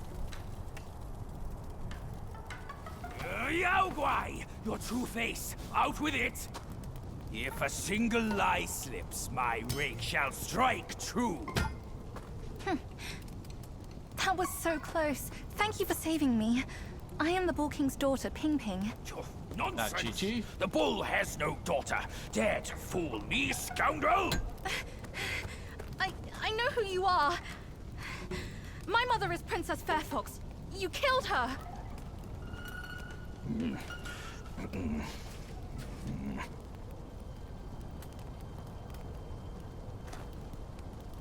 After my mother died, I've been living with my father. His wife, Princess Rakshasi, took me in as her own. Later, brother came back from Bodhisattva Guanyin, and we reunited. We had some peaceful days. My brother was kind to me and to our parents. But somehow, not long ago, he suddenly changed. He secretly summoned his old troops for a coup, imprisoned father, kept mother under strict watch. I had nowhere else to turn. I had to go for help. But barely after leaving the place, his minions fell upon me. The Bull King's might is known. Even together, Wukong and I couldn't rival him. Rakshasi's plantain fan is also formidable. And you want me to believe that they were subdued by a kid? Subdued by their son. Who else could make them put their guard down? Really, with soft hearts, they could never harm him. You idiot! This fox is fooling you! Look at this place. Only my brother's Samadhi fire could wreak such havoc. Oh no. My father is dying. Please, kind monkey, help me and my family.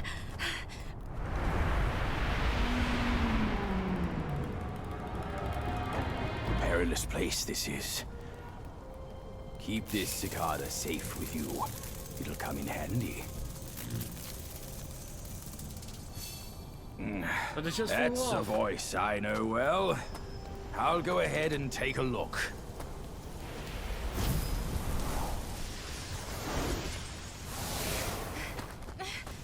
No time to lose now. Follow me.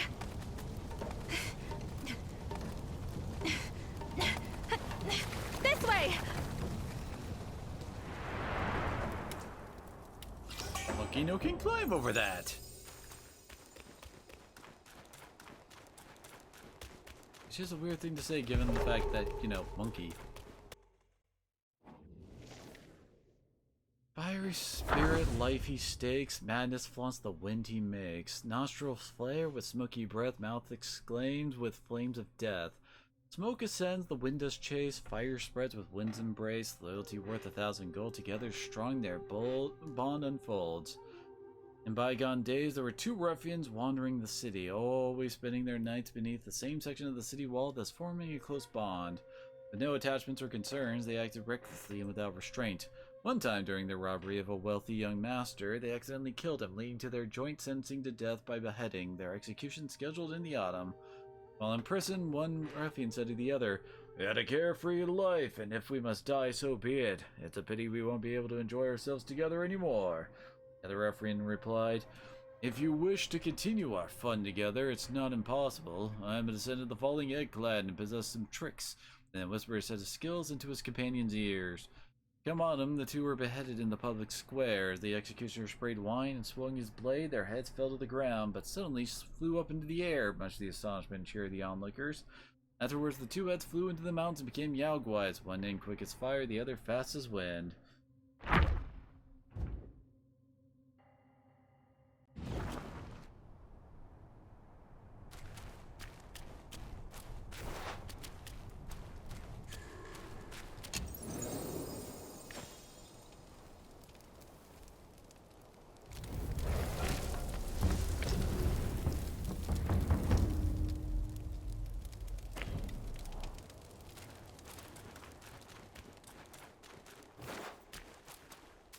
Ooh, hello. What a stat booster I see.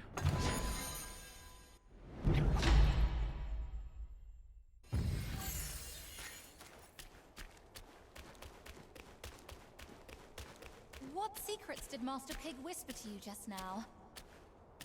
I've let go of our blood feud, but he still holds so much hostility. My brother's minions are everywhere. Stay close to me, kind monkey. Brother and I used to play around there. The Valiant Six had their ways of amusing us. What fun we had together. I'll get through this hole, and you can pass by that crack ahead.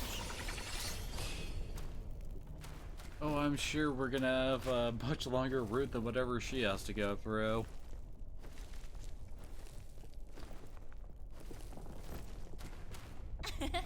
My paws beat your feet.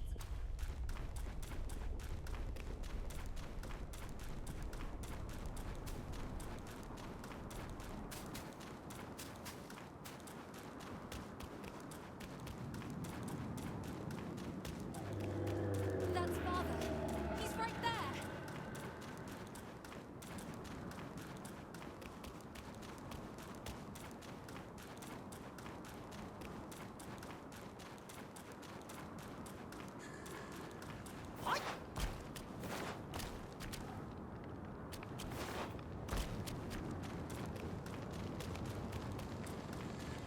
Oh.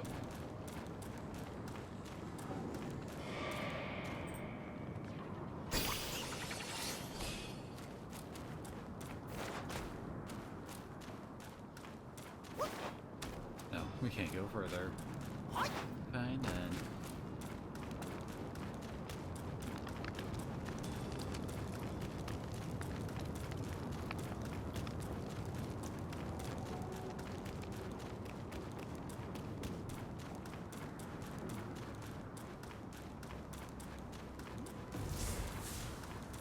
Down this cliff, there is a secret passage to her palace.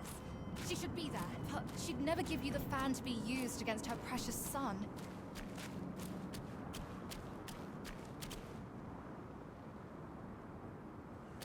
Erp. Still in cutscene mode, or am I supposed to actually do something here? What's on your mind now? Will you not join me and save my father? I can't even talk to you. We got any other options on where to go? No? Oh, okay, we just jump off.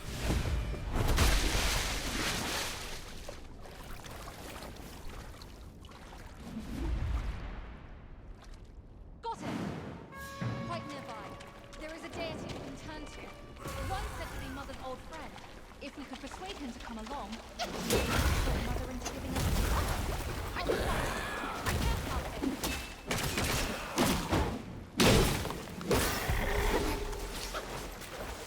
Oh, you don't explode? Searing fire. Eternal life, a simple dream, true ascent, a distant gleam. The world seeks shortcuts, lost in their quest. With countless sacrifices, they never rest.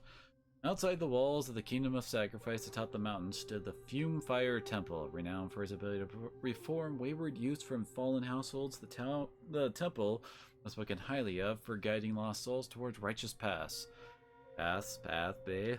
This tale is told by a landowner is about one such disciple, Zhao San. Zhao San was a vagabond. He beguiled guests of brothels into lavish spending, and one of his patrons turned out to be a landowner, Wang's son. He soon found himself persuaded by the authorities and facing a trial against Wang. A Taoist from the Fume Fire Temple happened upon him and offered sanctuary. From that point forward, Zhao San immersed himself in the pursuit of wisdom, practicing diligently, and dutifully undertook tasks assigned by his master. One day, when he descended the mountain on an errand, he came across Yanyang? Mainong? I'm not entirely certain how to pronounce that right. A concubine being mistreated by the wife of a household during their journey to the temple. Without hesitation, Zhao San intervened, rescuing Mainyang, and brought her to the temple to shield her from the cruelty of that family. With nowhere else to turn, Mainyang was welcomed into the temple by the master and became a disciple. Filled with gratitude for Zhao San saving her life, He attended to the temple's chores. Over time, she repeatedly sought to become Zhao San's spiritual partner, yet her advances were always rebuffed. Years later, having made significant spiritual progress, Zhao San underwent an ascension ceremony organized by his master, with Meng Yong invited as a witness. They were taken to a mountain peak with a river of fire flowing down. Zhao San received a talisman from his master and courageously leaped into the fire. Filled with longing to practice alongside him, Meng Yong followed suit amidst cheers and blessings. As the smoke rose, they were reborn from the blazing flames as the eternal guardians of the river of lava. Thus, in the fiery embrace, they found immortality and everlasting life forever, part of the river's endless flow. Alrighty. That one's interesting. Oh, we actually found large pieces of gold. Other stones.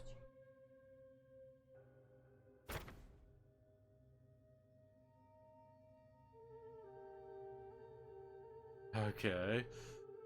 He just kind of yells.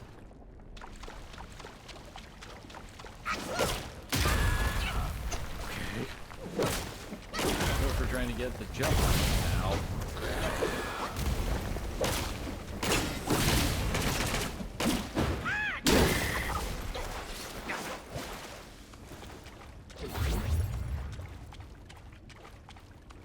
I remember, did we have any?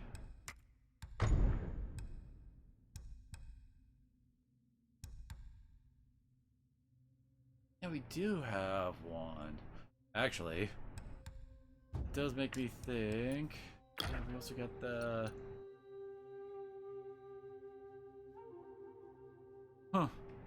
Higher chance to get drops. So what else have I not... Oh, the Charface.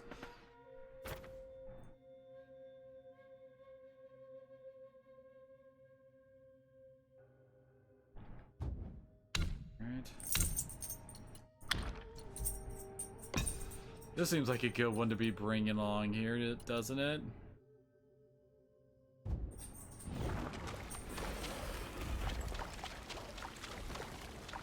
Oh, really?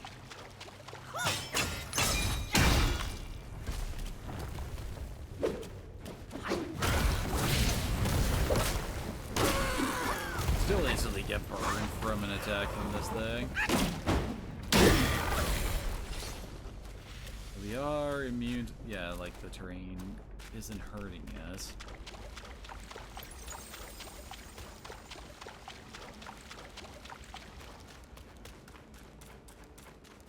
Lovely.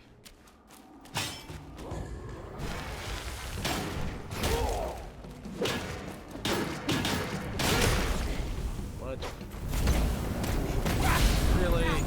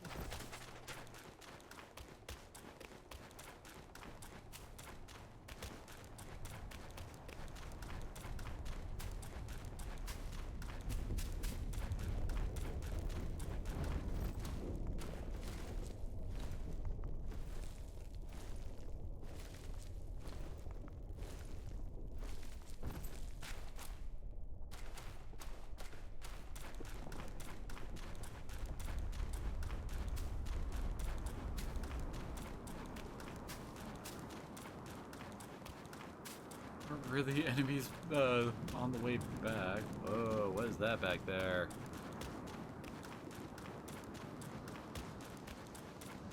Is that Ox King?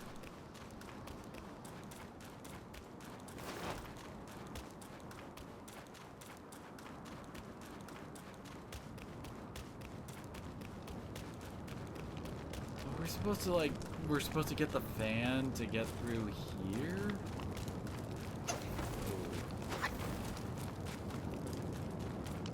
Can actually reach him, I guess.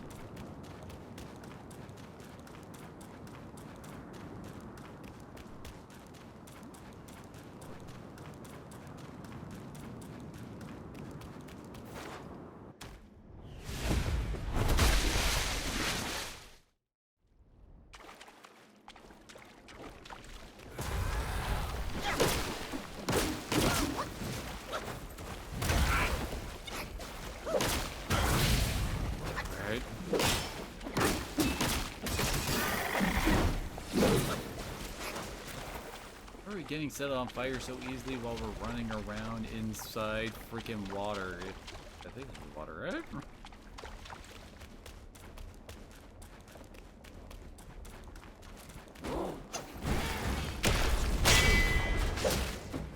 It does work like yesterday, guys.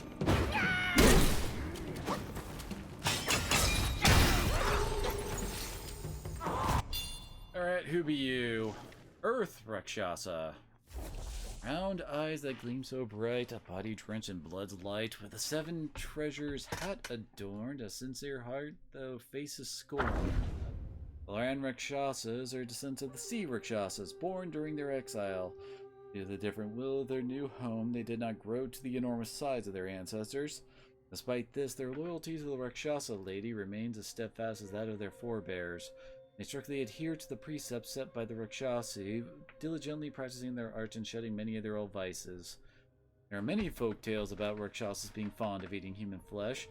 There's why villages near Flaming Mountain often send their elderly to the stone temples as offerings. In truth, the Rakshasas of Flaming Mountain do not eat humans, on the contrary, because their immense strength can easily harm mortals. The Rakshasi gives them specially crafted heavy shields and instructs them to focus more on defend than attack. However, if pushed to their limit, they will still unleash their fire-breathing abilities. Even though the land Rakshasas have made many changes, people still scream and flee in terror at the sight of their fearsome appearance. But from the perspective of the land Rakshasas, aren't those screaming mortals just as terrifying?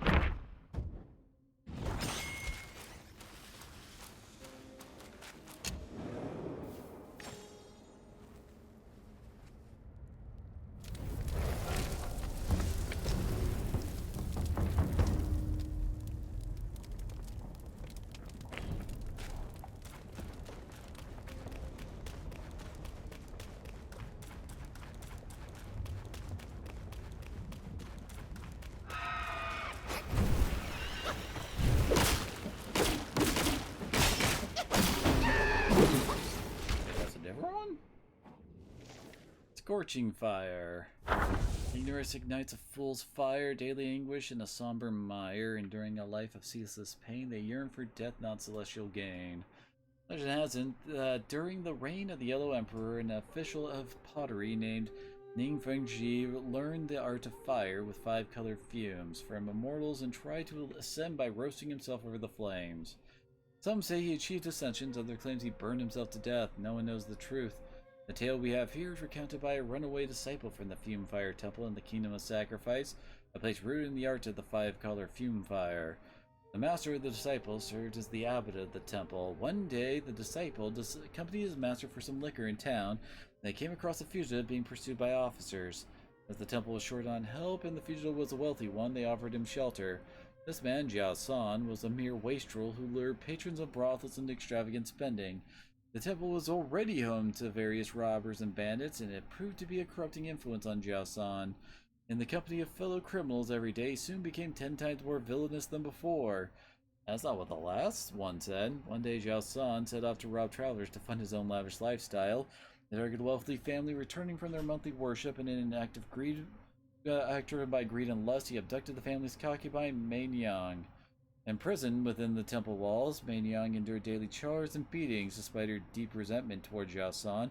She was powerless against his violence. She could only grit her teeth and bide her time, hoping for an escape. Years later, a ceremony for ascension was announced in the temple. The disciple who tells the story was taken with escorting Mei Niang to the event. Held atop a high cliff overlooking a river of lava, Jiao San had already prepared to leap into the fire for ascension with a talisman from his master.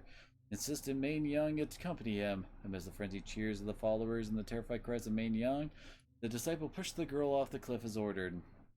Charred in the river of lava, their bodies swelled grotesquely as the lava, guided by the talisman, seeped into their skulls. Their distorted new forms staggered up, writhing in agony, and ran towards the depths of the Black Mountains. Witnessing this horrific transformation, the disciples renounced his beliefs in the temple's teaching, no matter how vehemently the master rationalized it as a transcendent metamorphosis.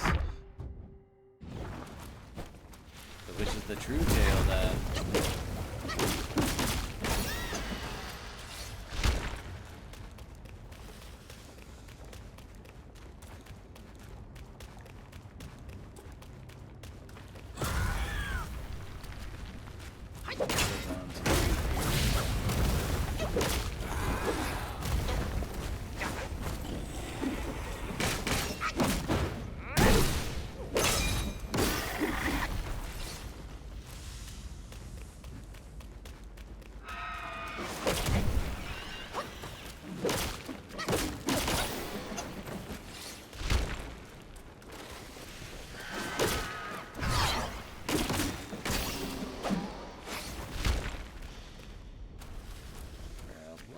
rocks to fight around here.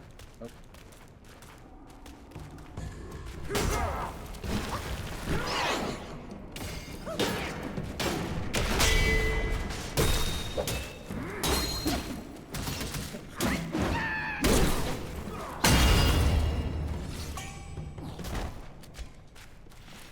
I wasn't expecting a mind core from that.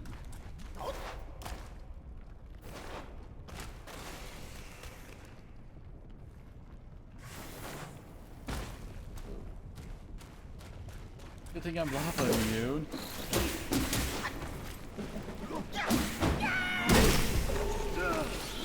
Claymore. Lumling. Amidst joy, a gentle spirit gleams. In anger, darkness sows its schemes. Beneath the earth, a silent foe. Flames within, slyly aglow. Ancient texts speak of flame ore, bearing resemblance to cinnabar ore, but being non-toxic and more potent for pill refinement. Its sought-after properties for enhancing both yin and yang energies attracted many pill crafters. But this rare substance of the mountain spirits remained elusive and priceless. Then there was Cheng Ming, a man obsessed with oddities, scorned by his family for his poverty. Learning that flame ores were formed within flamelings, he set out to profit from it. Selling all he had, he plunged into the mountains, fixated on capturing a flamling. Days turned into weeks with no news, save that his makeshift shelter mysteriously burned down. Raging at his misfortune, he saw a large red worm emerge from the ground before him, half buried, half exposed, with the innocent face of a child. Much like a disciple of Guan Yin's, startled by Cheng Ming's fury, it wept. Cheng Ming shouted to scare and silence it, but it only angered the flameling, who swiftly burrowed away. It was only then that Cheng Ming realized it was a flameling. He leaped about, hoping to lure it out again. Finally, the Guai, annoyed perhaps, burrowed out and struck him with a fireball. The clothes and skin of Cheng Ming caught on fire, and he rolled on the ground in pain and despair. He broke down in tears, realizing that he couldn't seize the flame ore by himself. And amused and curious, the flameling drew near him. For this one time, Cheng Ming decided to be brutal and resolute. Match its head with a rock until it was completely shattered. Cheng Ming continued this merciless act and harvested plenty of flame ores.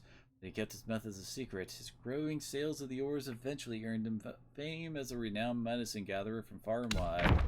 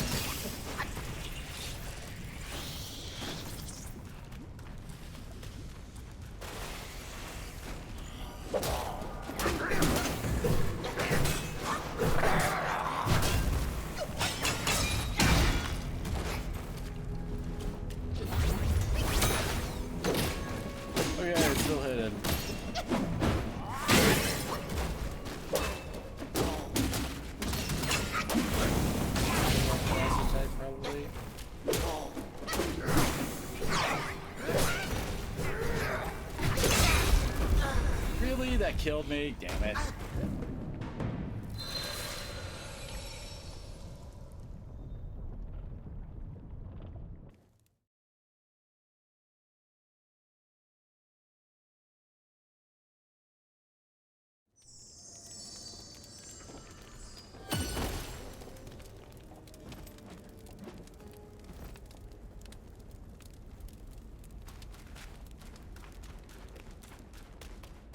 Gotta run through all this again.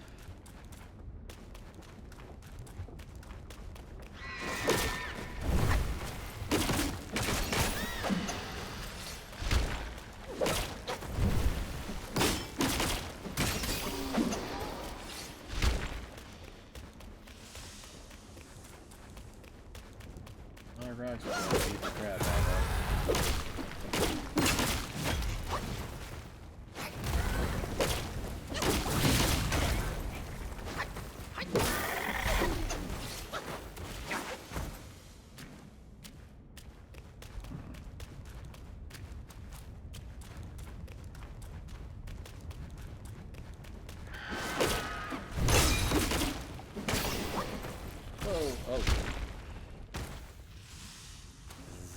shortcut back to where we were. Oh,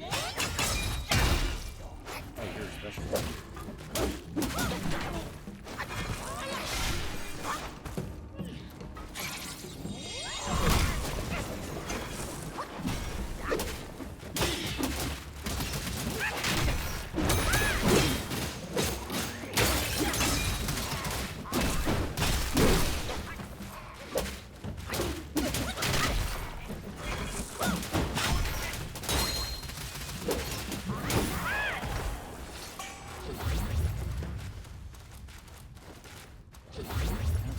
Fully heal up because this is gonna refill the gore completely.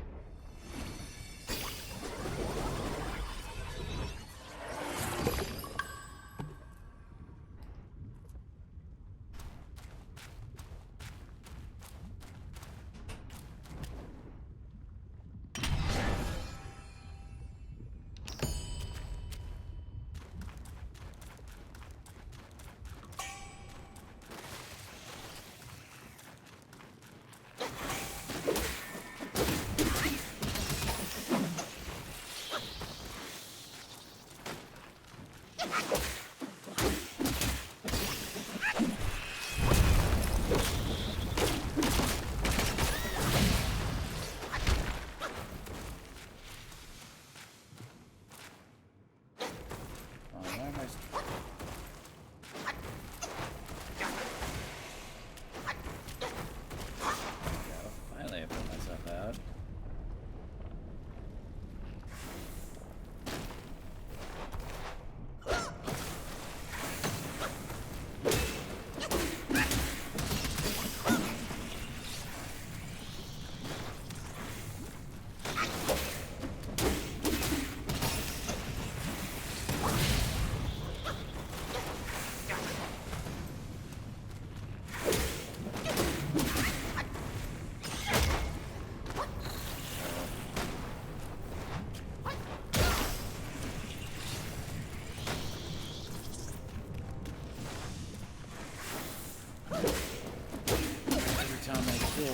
It put me to a position to get shot at by another.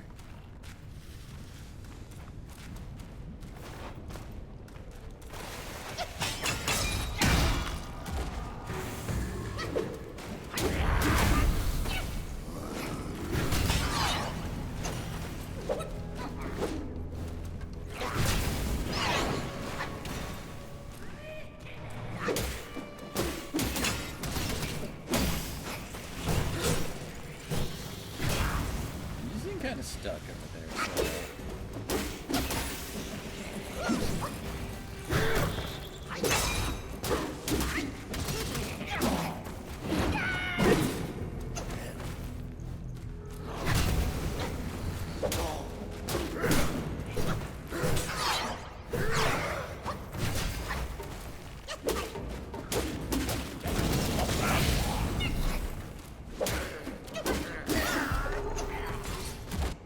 What do we freaking kill?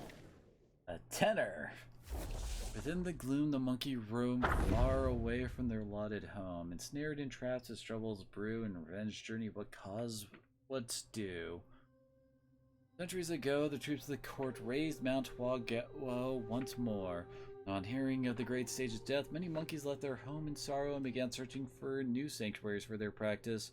In the great sage's past association with the Bull King, many sought his protection at Flaming Mountain. The Bull King hated monkeys as the great sage had betrayed him, and he offered shelter to these distressed refugees. But life in Flaming Mountain was harsh, afflicted with scorching heat and frequent harassment from outer Yaoguais. Fortunately, the keeper of the land treated them kindly, providing food and support, and earned the trust of the monkeys. Soon, however, a plague struck. The monkeys' fur began to fall out, their skin festered with sores and large black boils, horrifying and infectious, spread on their backs. The plague spread rapidly, leaving many in such agony that death seemed a preferable fate. The Macaque chief, their leader, ordered the affected to be cast into the scorching furnace valley to fend for themselves there. Abandoned and dying, these monkeys cursed their former kin. As death neared, the keeper came and saved them with astounding cures. In weeks their skin healed, in months their boils burst and revealed dark wings. The keeper taught them to fly and accepted their loyalty and enlisted them as his 10th-ranked minions named the Tenors. Their first task was to purge the camp of the Macaque chief. Ruthlessly, they slaughtered their kin, sparing only the cunning Macaque chief who managed to escape to an unknown fate. We know what happened with him. Actually, only 4 more Yao guys left? That's one of the come on, ding.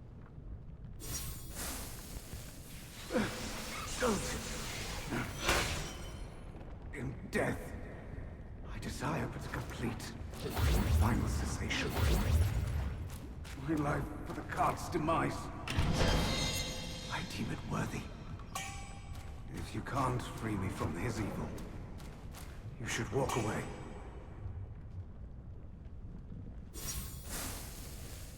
From death roots life, and from life, death. I should have discerned his malice. Since I've bid farewell with kind words, you should depart now.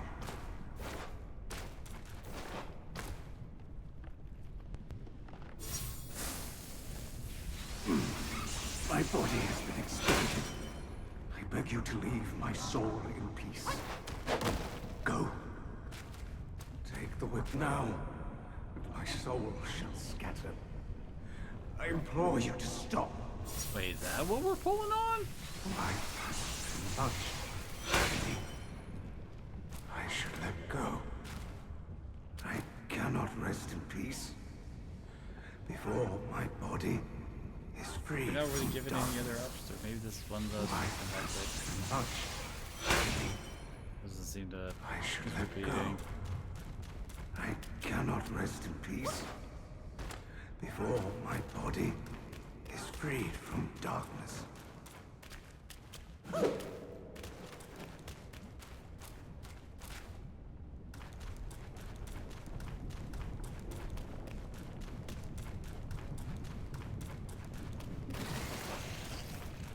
Let's just say get a key item and come back later kind of scenario.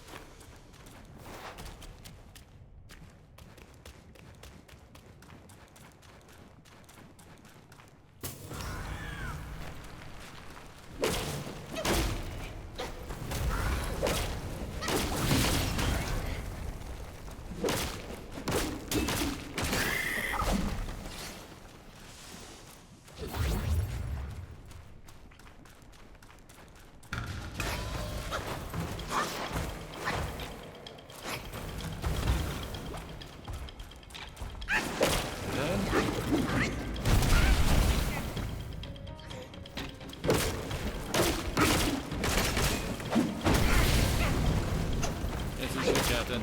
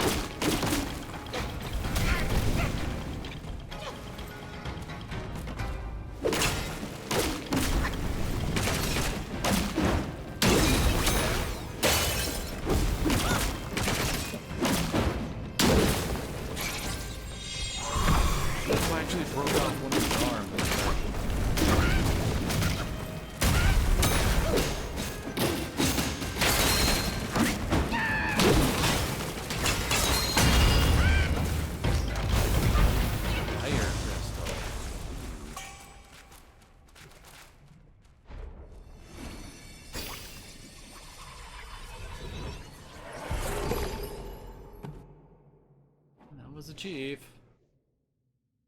It's just me, or does it feel like we're not having as many new enemies and stuff popping up? Divine fire crafts a wondrous device in the depths of the flame pool it hides from eyes.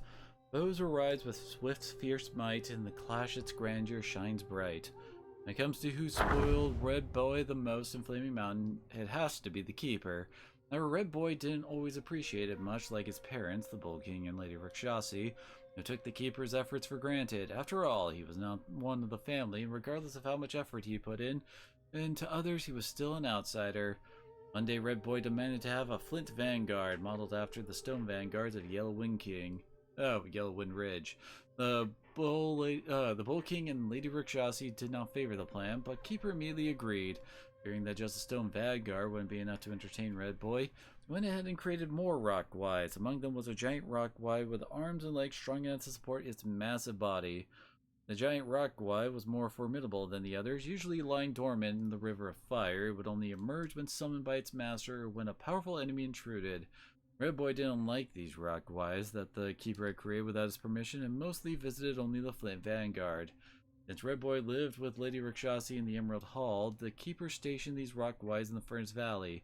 Later, when Red Boy besieged Flaming Mountain, these rock guides from the River of Fire proved to be quite helpful, inevitably leading to some speculation over the Keeper himself.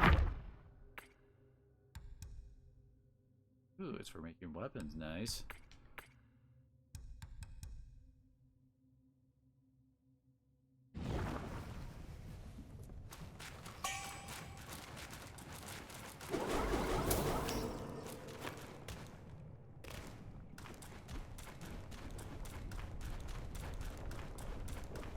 Just a random rock boss down here, I guess.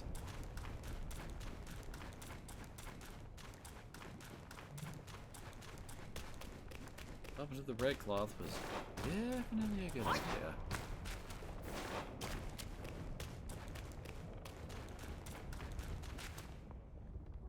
Back to where we came from.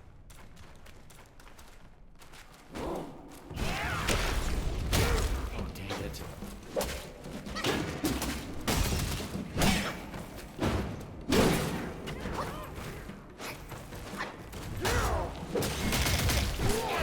Ow.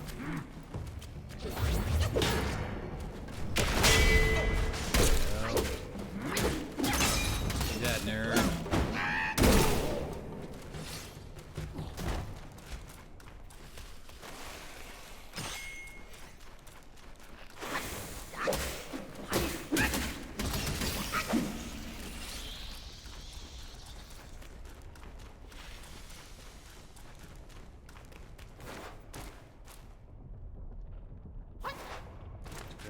Oh. The glowing one.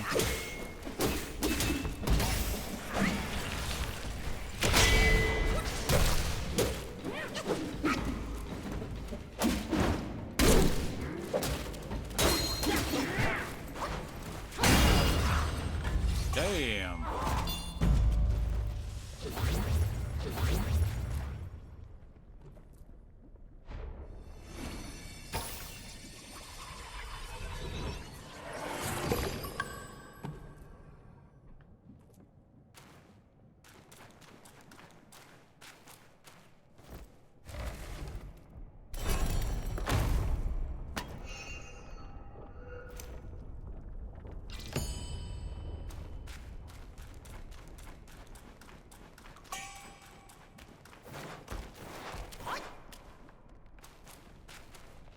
Maybe we could have actually seen the boss from up here as a hint on, you know, get down there.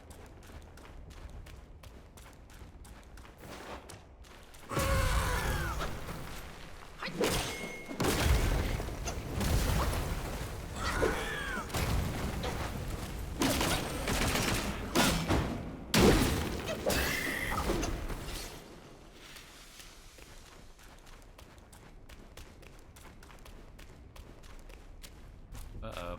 Cutscene.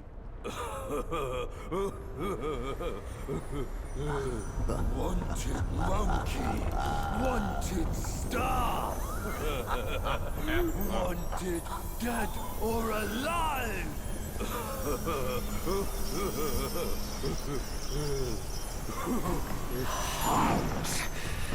Intruders to the Princess Palace face death.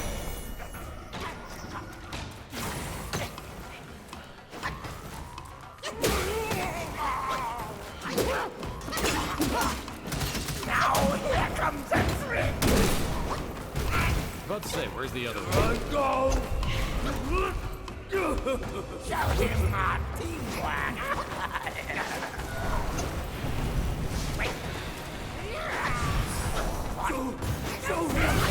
Show him that!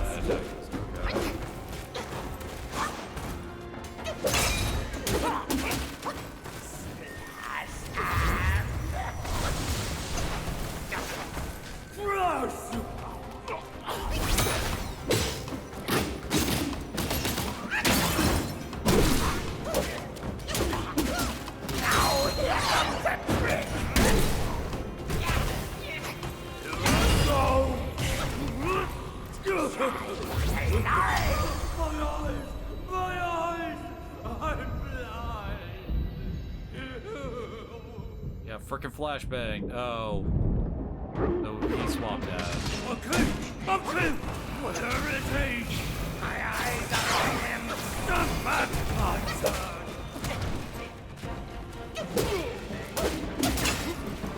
One, two, no more! No more! We actually, you know, pausing doesn't actually like keep stuff moving. That's extra try. Die!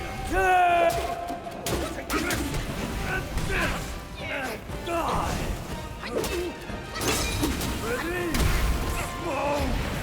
I won't fire! Now run that! It's so good!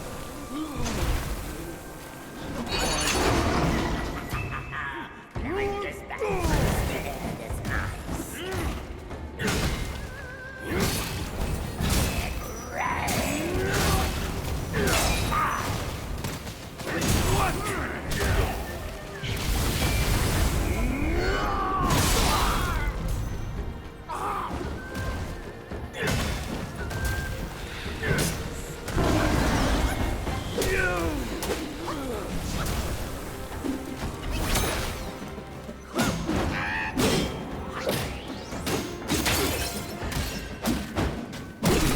One, two.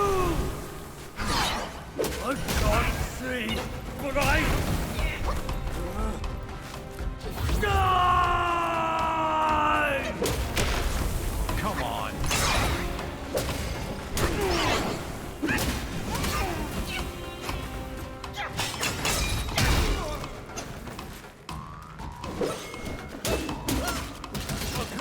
Okay, where is he?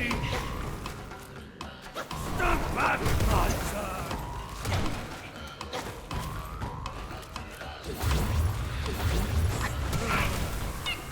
You!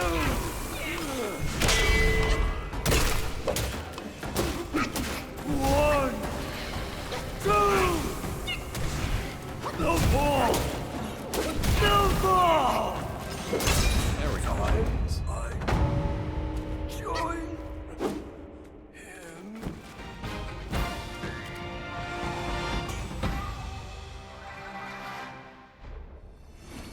Oh, I should have healed up first.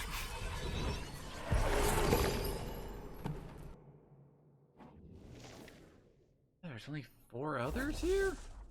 Let the strange be strange, the odd be odd. Follow the boy master, let mountains fall in chaos. Well, want neither strength nor take pride. When dispute comes near, cast them aside. Once upon a time, there were 3 ghosts who shared a single body. They aspired to earn the title of mountain deity, and thus, with their bribe pay, they targeted a blind mountain deity of Mount How to take his place. Although the mountain god was blind, his hearing was exceptionally sharp. He was highly skilled in the art of smoke and fire, able to release smoke to conceal his movements. Whenever the 3 ghosts came to provoke him, he would immediately vanish into hiding. One time, the 3 ghosts combined their power to emit a sweeping flash of lightning, forcing the mountain deity out of hiding. The mountain deity cried out, waving his incense sticks wildly. The three ghosts, being clumsy, couldn't dodge and got hit. Seeing their clothes catch fire, the three ghosts forgot about the mountain deity and started blaming each other. As they quarreled, a burst of laughter echoed from the cliff. A young boy with red skin and white hair sat there, watching them as if enjoying a show. Embarrassed and angry, the three ghosts and the mountain deities temporarily set aside their differences and attacked the young boy. The boy, finding it amusing, wielded a sharp spear and sparred with them. Unexpectedly, the mountain deity's smoke perfectly concealed the clumsy body of the three ghosts, while the ghost lightning provided opportunities for the mountain deity to attack. Together, they managed to fight the young boy for several rounds. It was until the boy used his samadhi true fire that they fell to the ground begging for mercy. Then Red Boy told them, "From now on, these 600 miles of mountains are mine. You will follow me and become my captain." From then on, the three ghosts were given the name Cloudy Mist, and the blind mountain deity was named Misty Cloud. They continued to serve Red Boy as a team, but their deep-seated animosity remained unresolved, leading to frequent quarrels that persisted to this day.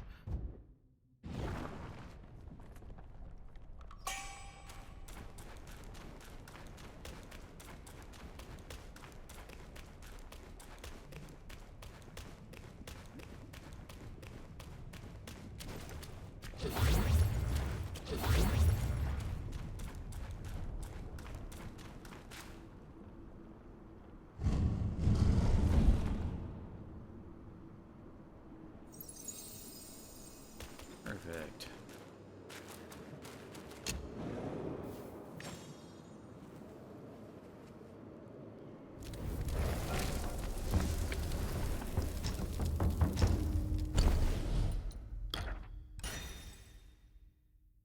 The Staff of Blazing Karma. I do not have enough fire crystals, apparently. We need 3 of them. There's a lot of defense. Huh. The fully charged smash, but, well, triangles give you a big lava effect, huh? Yeah, I completely forgot about that. Anything else? Let's go tree cores for that.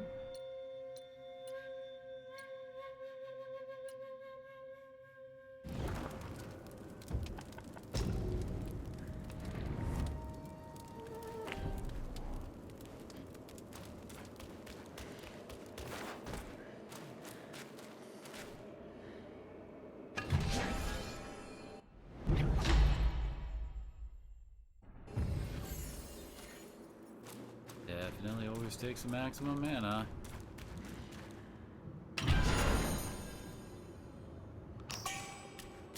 Actually considering like leveling that skill up next to max out.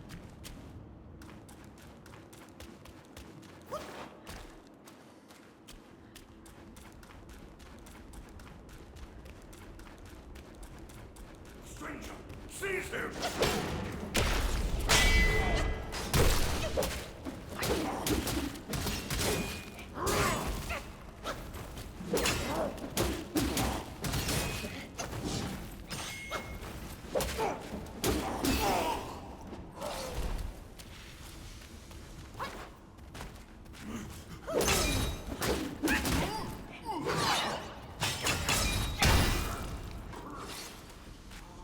I'm surprised that killed him.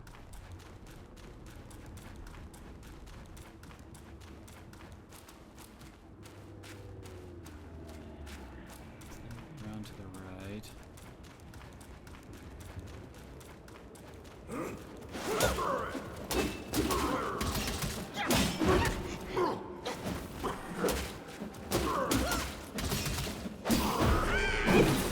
You're new. The Bull Stalwart. You're...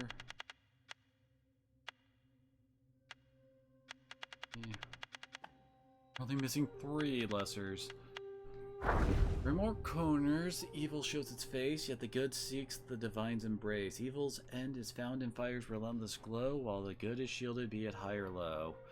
In the village beneath Flaming Mountain, the impoverished residents subsided slowly on rice cakes and wore nothing but coarse linen cloths. To appease the Yaoguais of the mountain for rain, they had a grim custom, sending elders over 60 as offerings. Old Shu, a Taoist aspirant in his youth, only grew stronger with age. His vitality hinted at a long life, yet on his 60th birthday, in the midst of a lavish celebration, the villagers placed him on a ceremonial altar and carried him to a stone temple in the mountains to be sacrificed.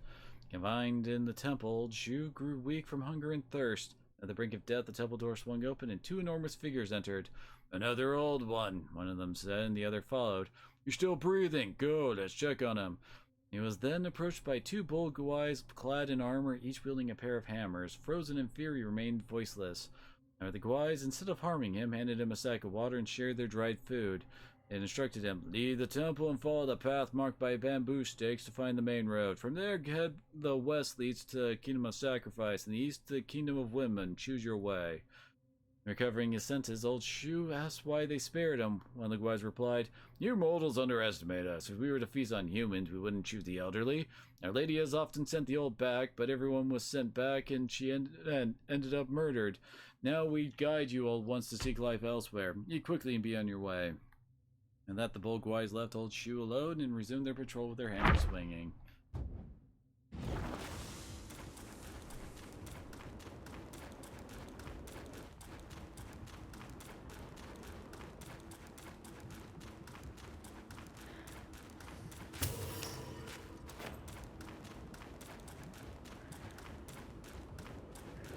Ooh, hello.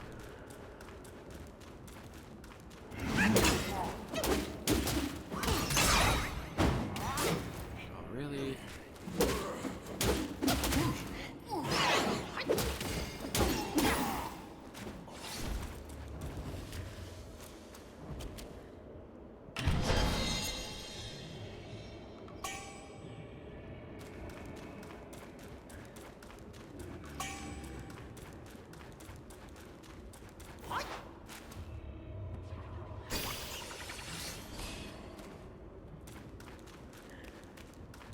Hello, you're new over there.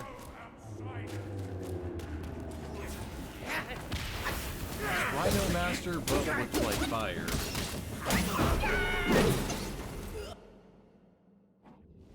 Flame Rhino Master, yep. Towering horn, a crown so rare, in simple garb, a presence fair. To the kind man it shows its thanks, wishing him joy in life's ranks. In the ancient kingdom of Varavati, rhinoceroses were widely raised and adored. Once during a rhino hunt, the king shot a pregnant female. As she lay dying, she birthed a calf. Amused, the king took the young rhino back to the royal gardens. Haunted by its mother's death, the rhino feared the palace folk. At the mere sight of them, it would flee in terror, prompting the courtiers to chase it for sport, whip in hand. It wasn't until its horn grew sharp enough that the rhino found its chance to avenge its mother. They gored a courtier during his chase. The king, enraged, called for a butcher to slay the beast. But the butcher, moved by pity, smeared dog blood on the rhino to fake its death and smuggled it out of the palace. Kept it hidden amongst his own rhinos. He nurtured it with prize wheat and lived with it for years.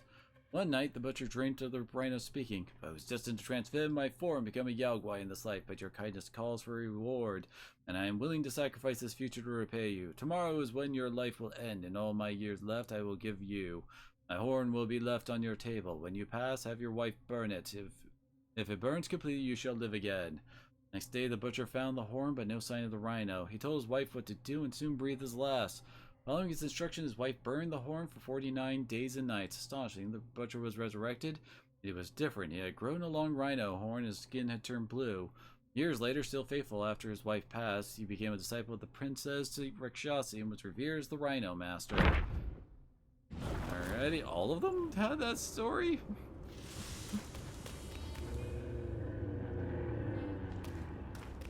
Holy crap, them some biggins. Alright, I guess we'll take you out first.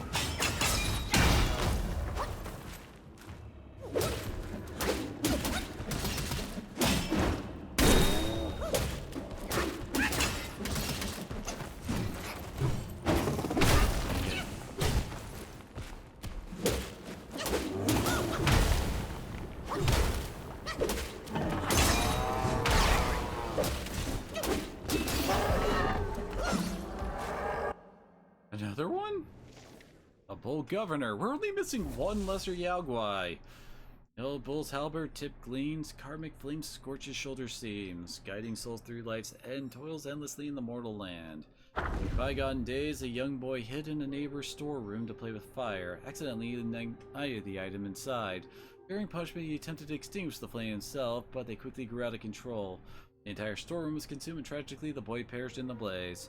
His death left behind a great calamity. The neighbors demanded compensation for the lost items from his parents, while his parents demanded compensation for their son's life. The argument raged on, and even on the 7th day after the boy's death, the day that his soul should be fetched, no resolution was reached. When the ritual at the funeral disrupted, and the bullhead and horse-face, the soul... Yozuki and Mizuki? The soul fetchers refused to escort his soul. Seeing his subordinates' reluctance, the bull governor decided to escort the boy himself. As they approached the boy's home, they heard the sound of his parents quarreling with the neighbors. Entering the courtyard, they saw the boy's parents accusing, "Our son died in your storeroom. Who knows if he stumbled upon some illicit activity and was silenced?" Neighbors retorted, "Our storeroom held valuable items. Your son must have had thieving intention causing the fire. You must compensate us." Their heated dispute eventually ended up violence? The bull governor asked the boy, "Did you ever foresee this outcome?" The boy, filled with regret, wept bitterly. The bull governor, in his compassion, said, "Enough. Such chaos on a soul-fetching day is disrespectful." With that, flames erupted from his shoulder, and he struck an old tree in the courtyard with his halberd, setting it ablaze. The tree was charred black, and only then did the quarreling crowd remember it was soul-fetching day. In a panic, they all fled the courtyard. Right ahead.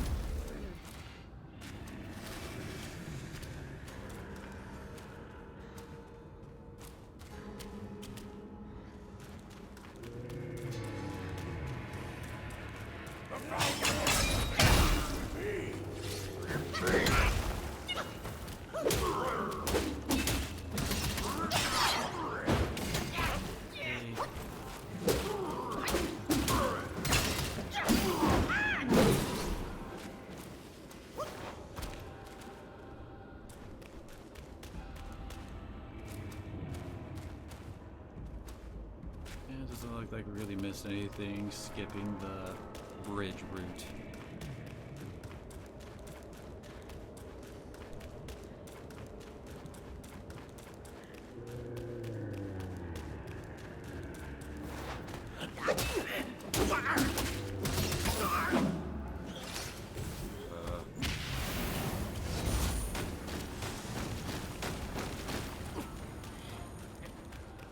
Oopsie daisy?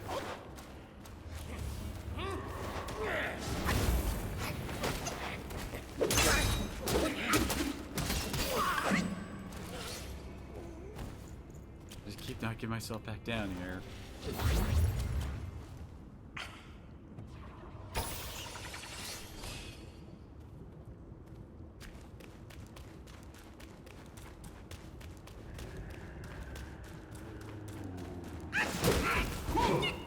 Okay. Did I get hit before his blow landed?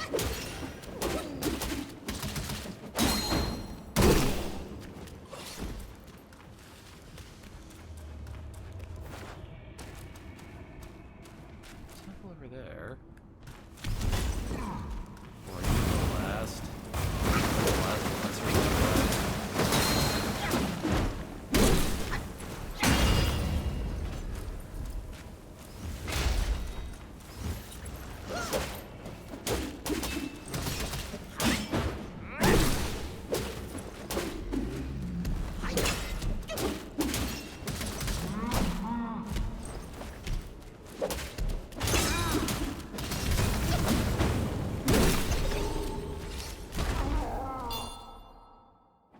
Yep, these are sea Rakshasas. My land is harsh and my looks stern, yet at their scorn I never turn. True valor looks not on the skin, I should have known who is my kin. Lore tells of the great kingdom of Rakshasa beyond the western seas, where the sea Rakshasas call home. Renowned for their peculiar features, they differ starkly from those on land. One year, sea Yaoguais were reportedly troubling a temple by the sea. The princess of the kingdom was tasked with the expulsion of Yaoguais. A devout practitioner of Buddhism with formidable powers, she dismissed her entourage and resolved to confront the Yaoguais alone. As she recited scripture loudly in the temple that night, she saw several towering figures kneeling at the door, grotesque in form, lumpy heads, twisted mouths, 3-holed noses, and eyes upon their foreheads. Startled by their hideousness, the princess fell to the ground in fright. The figures, too, pointed at her face, screamed in terror, and hastily fled. Intrigued by their unexpected reaction, she called out to them. The fear that drove them to run was quenched only after the princess resumed her chanting. They cautiously returned and conversed with her, after which she learned that they were sea rakshasas seeking spiritual practice. The princess welcomed them in. To avoid alarming the people, she fashioned golden gem-studded masks for them. Soon the Rakshasa king granted them massive shields and appointed them as the royal guards of the princess. Hundreds of years later, after the kingdom of Rakshasa fell, the sea Rakshasas escorted the princess eastward to Flaming Mountain. Faced with hardships, they learned to consume fire to better protect their princess, which turned their blue skin crimson. Now they reside in the rivers of lava, mastering the tides of flame in the mountains. The princess, long past her prime, finds solace in the unwavering loyalty of her guards. They value her heart over her fatal beauty. We've already ran into every enemy type for this region.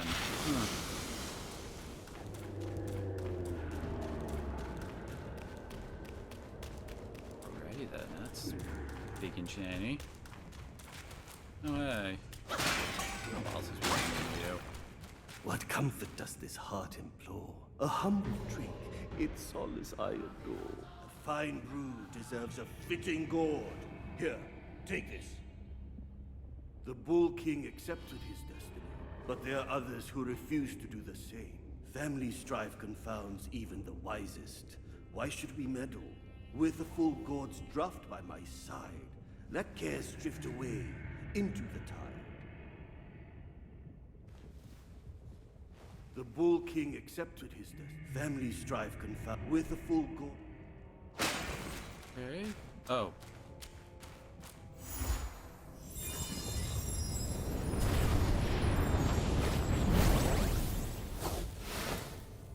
I did a thing. Supreme Gourd. Oh, it transformed it. It's got 10 now.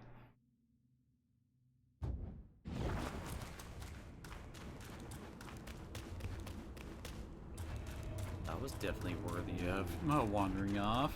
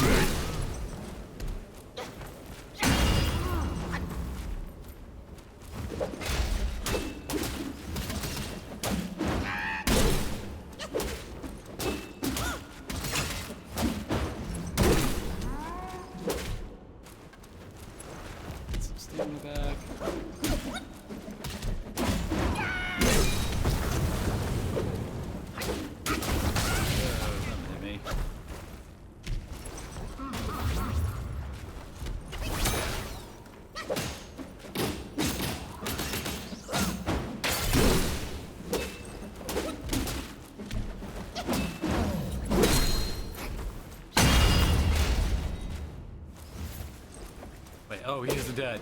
There we go.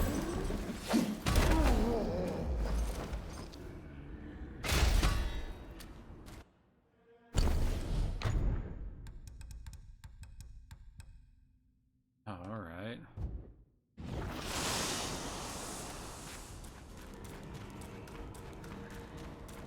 For breaching the palace, shall pay with...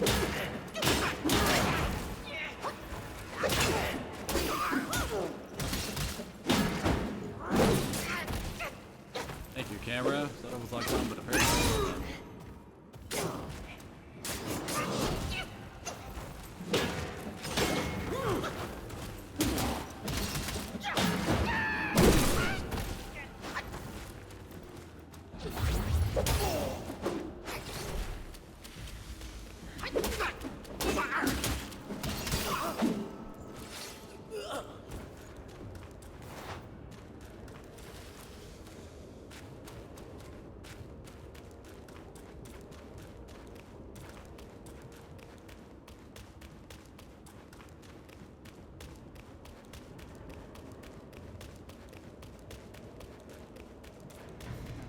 Oh, shrine.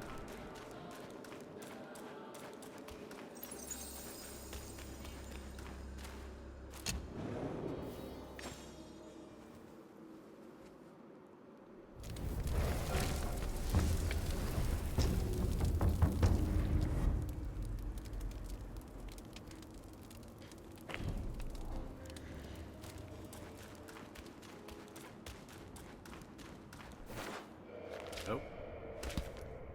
Keep this cicada safe with you. It'll come in handy. Enough about your brother. If you care for him so much, why not go back to him and give me some peace? Did you not act, Mother, that I implore you to lend me your plant and fan to save Father? Save him, or this mountain from its doom. Both are beyond this plan. Mother, please, I am begging you. Father's life hangs on a thread which Brother could cut short any moment. Since when did you start caring for that old bull? Do you not think you can hide your secret wish from me? You wish you could rule this mountain with your brother once we are finished. If you won't act, Mother, then I implore you to lend me your plant and fan to save Father. Words from cunning The foxes. lines are not matching up. You just want to trade my fan for a smile on your brother's face. I owe my life to Father, and to your kindness for taking me in. Brother was good to me, but I would never betray my parents for him. Say no more of the fan. We raised the boy. Guess this is what we deserve. But you... why are you here at this very moment? Rakshasi, I'm not a part of your family, and I'm aware I have no voice in this. But Ping told me the Destined One had arrived. The Destined One, who doesn't even know what he's destined for. Those old bastards must have pulled a muscle coming up with the name. You and I both know who he truly is. When the time comes, your children, your husband, and even this very palace could all turn to ashes. What do I have to fear from a mere pawn? He's no match for us. He can't even rival the power of my fan. Once the truth is revealed, suddenly he is here. Do you not find it odd? Such a twist of fate. The truth? The truth of what? Who are you talking about? I heard the Destined One had obtained all the other relics. Rakshasi, your situation is grave. Do you not see who mandated his return? Were those relics really bestowed for your good? Perhaps amid these schemes and plots, we've unwittingly become stepping stones for his rebirth. For others, I care not. All along, you are all I care for. And who are you? I don't think we've gotten a name yet. I say we should leave together. I vow to treasure you dearly. Just like when we're up there. I never thought that one day you'd be the only one I can rely on. I am overwhelmed. Come, sit with me, and tell me what to do. Don't let him, Mother! Don't you see? He is taking advantage of you! You lecher! I called for your help, not your treachery! How dare you! A child of a concubine should know better manners. When I first crossed paths with her, your bull of a father was no more than livestock, munching on a patch of grass. Have you no shame? Mother, don't be fooled! Enough of your endless prattle.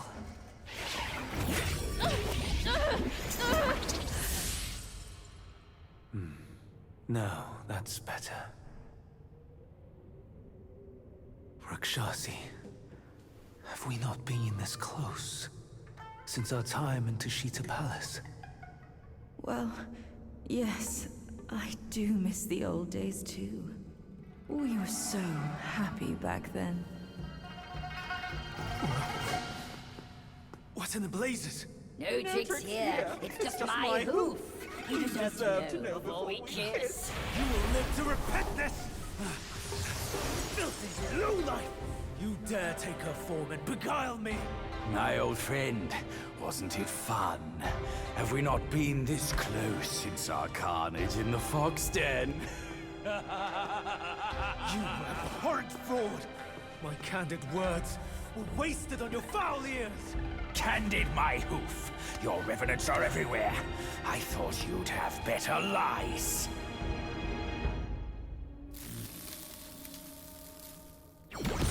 Quick on your heels, huh? Well then, boy, let us teach this brazen adulterer a lesson. Vile beast! Your savagery knows no cure! But you will behave once my sourceless water from Tushita drops.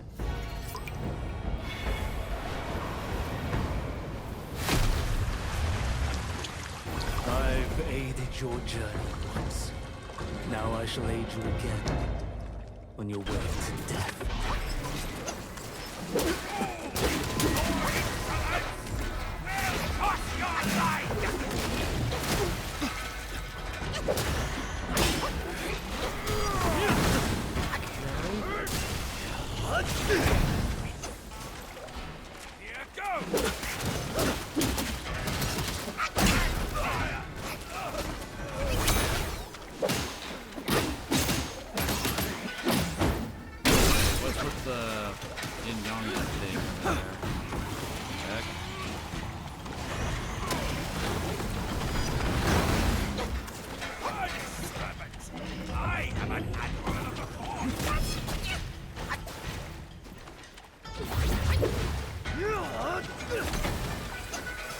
We really don't want that. Yin Yang to infinity.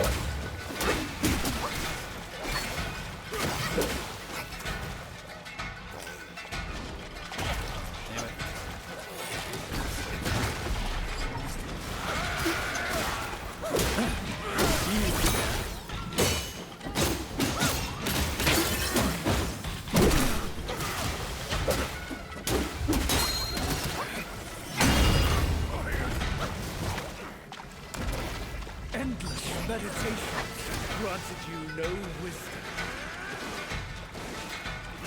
Wait. What's he doing here? I kinda don't want to fight him near those things.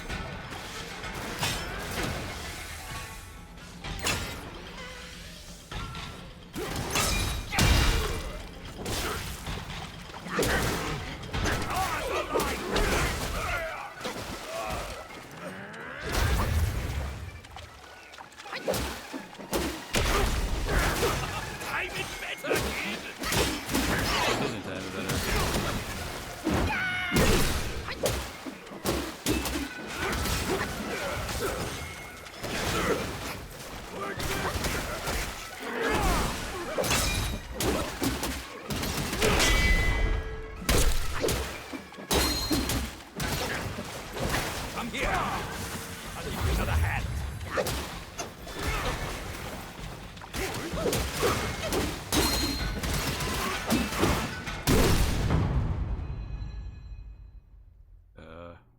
That's it?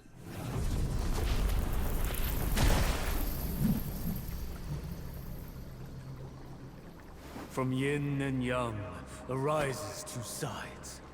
From land and sky emerges a divide. Now, you shall be feasted upon by my yin-yang fish.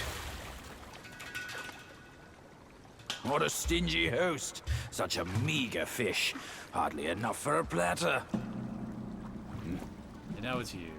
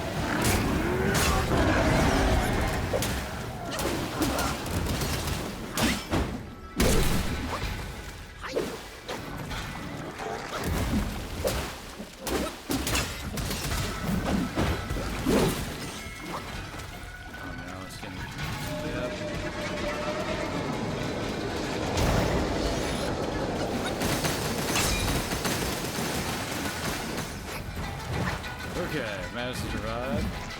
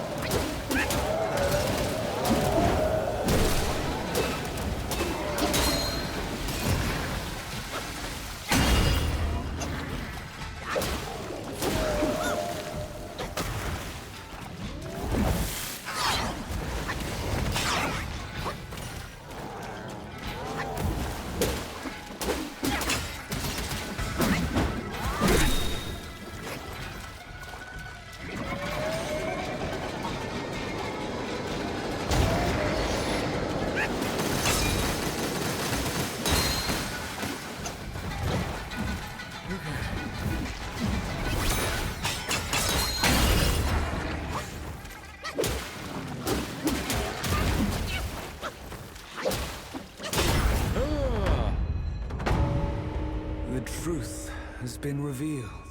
Disasters are sure to follow. The turmoil you witness is but a ripple caused by a drop from above.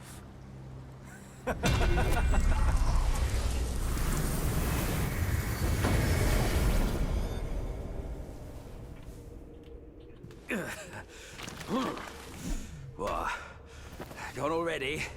Bad news after a good nap. He's gone too far from a furnace servant. A decent lad he was. Decent until ruined by brother Wukong. Then destiny carried him further to fall for the wrong woman.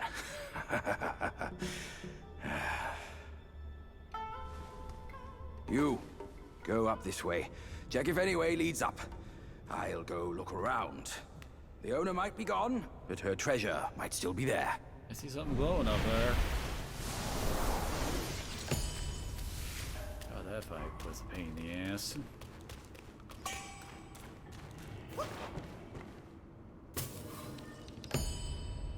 It's a freaking new drink.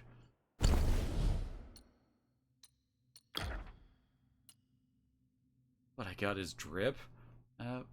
Health is above half. The desert one is in Yang state, which mildly reduces damage taken, but disables critical hits. Health is below half. The desert one shifts to Yin state. Actually increases critical hit chance, but massively increases damage taken. Yeah, and that's pretty big freaking defense drop. That feels like something that you would really need to make a build for. You can only have one? Okay.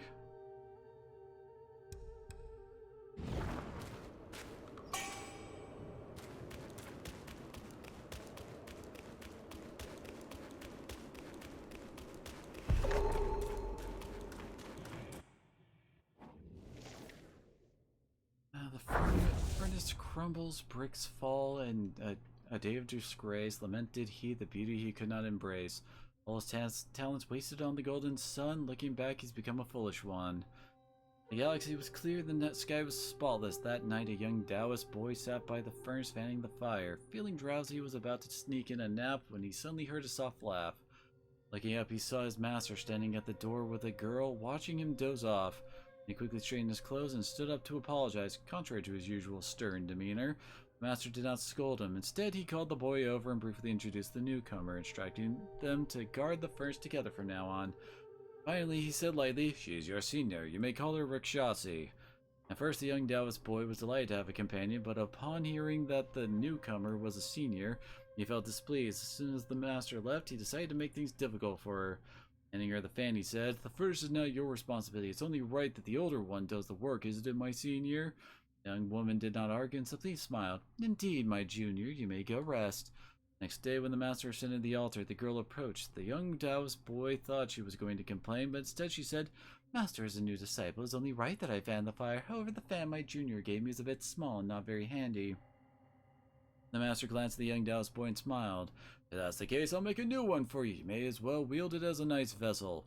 The young Taoist boy had not expected his usually strict master to be so kind to the girl. Gradually, he began to see her in a new light. From then on, they practiced together. He discovered that the girl was adept in both Buddhist and Taoist teachings. No matter what scripture the master taught, she could always engage in discussion, whereas he often struggled to keep up, both in speech and thought. Later, when the furnace was kicked over, he was severely punished by the master, while other disciples looked on coldly. It was only the senior who volunteered to descend to the mortal realm to help him. In the mortal realm, he learned that his senior had her own cave dwelling and a group of loyal followers. The master had even granted her the title of Earthly Immortal as compensation. Sometime later, the master arranged for her to marry a Yaoguai king in the mortal realm. Though he felt a bit melancholic, he understood that he was ultimately unworthy of her, no matter how many dirty tasks he had done for the master. In the master's eyes, he would never be a match for her.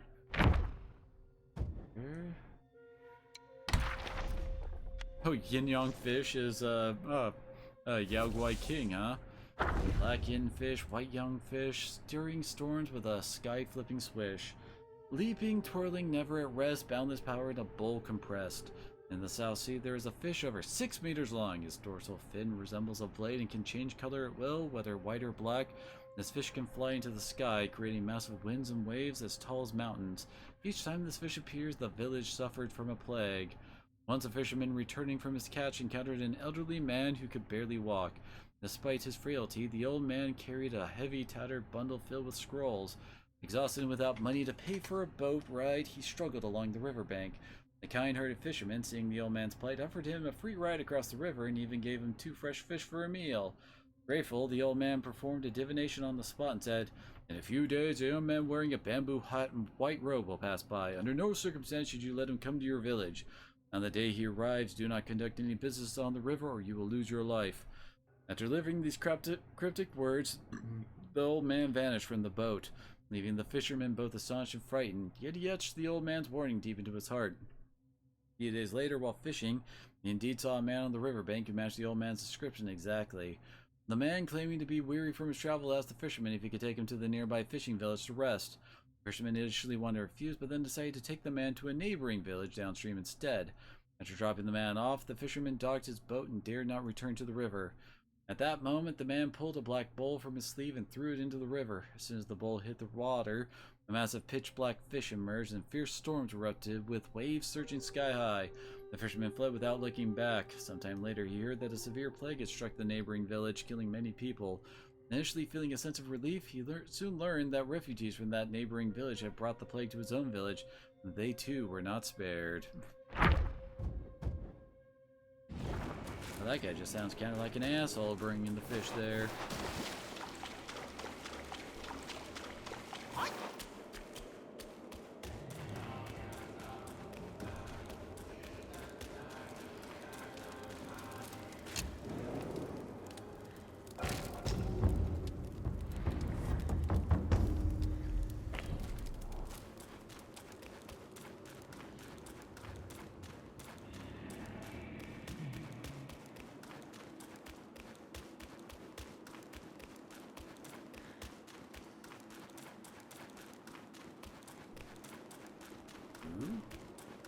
Meditation spot.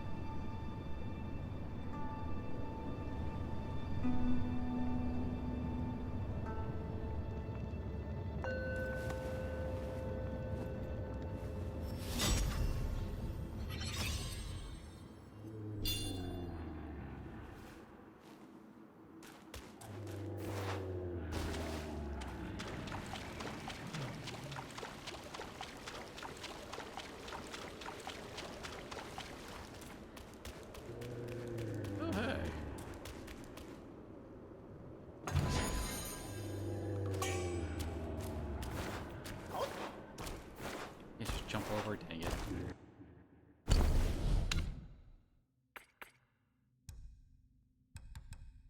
Primarily reduces cooldowns for all spells, but impairs movement for a short duration.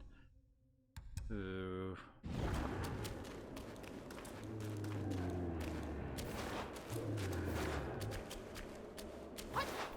How long a duration are we talking? That could be deadly.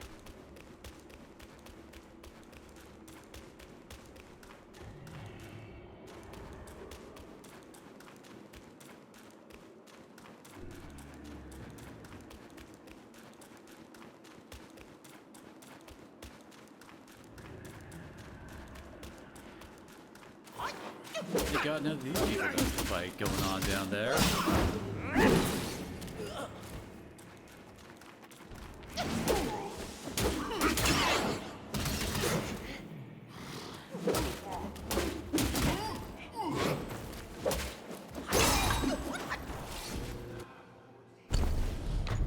Just get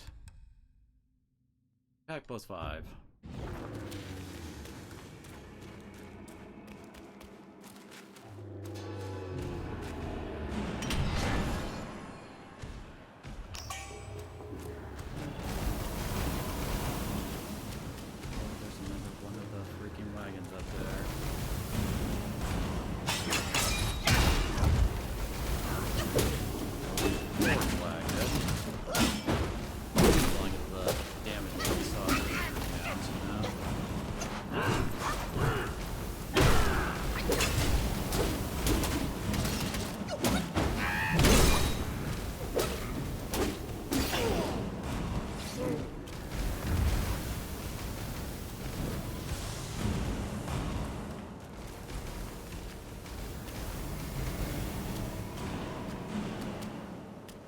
Oh.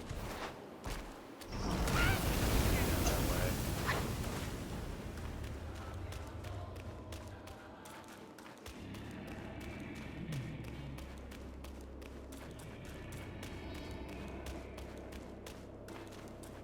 This is a shift to the light.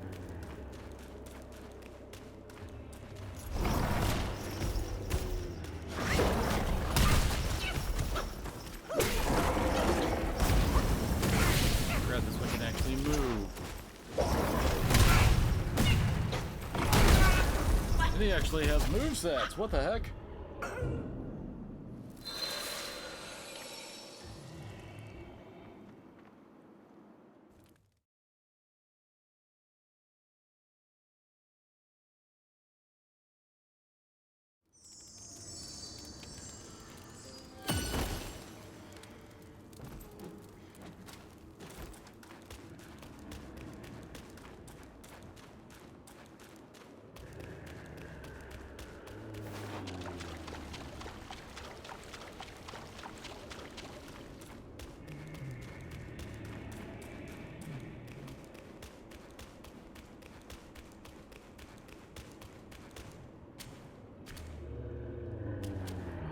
The symbols are different.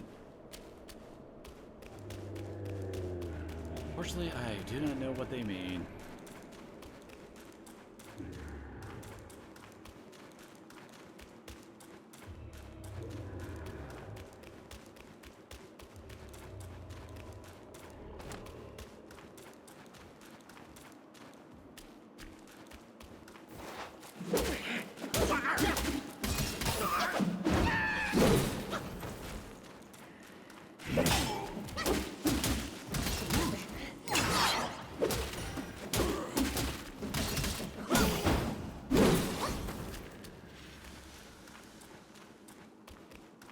The big guy did not respawn.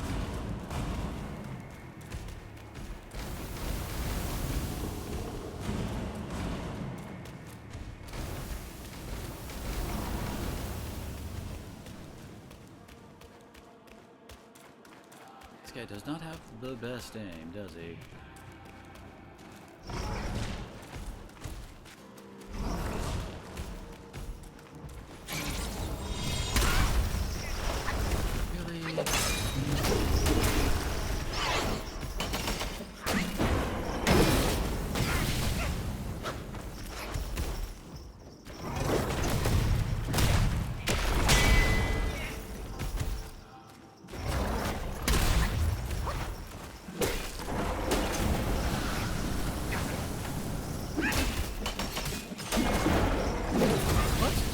Why did I suddenly, like, veer off like that? What the heck?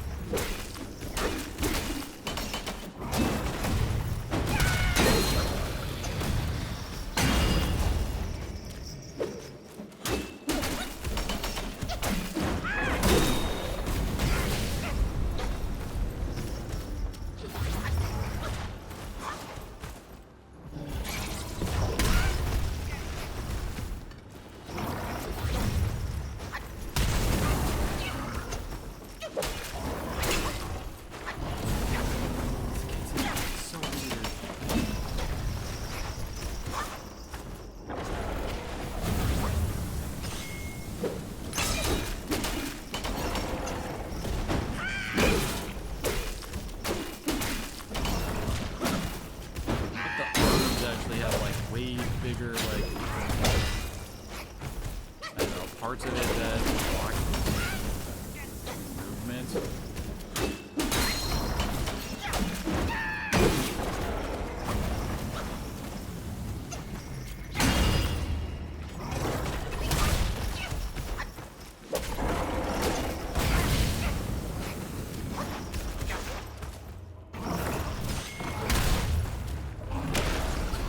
Okay. You winded that up way longer than usual.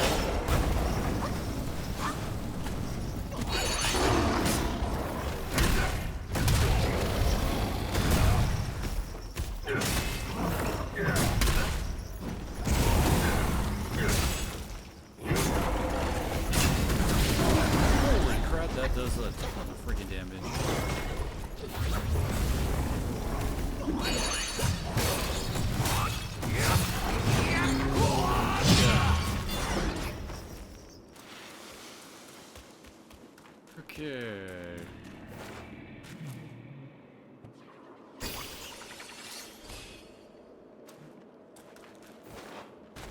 I'm surprised we haven't actually gotten like a spirit drop off of one of those.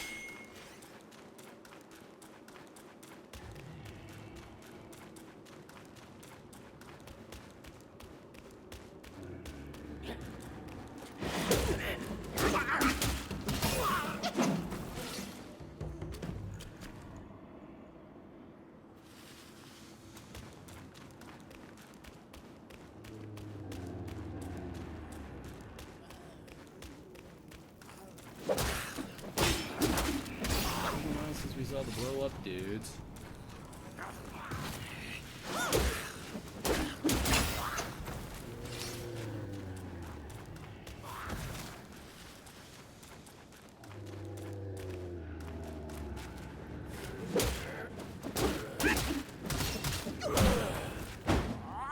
What?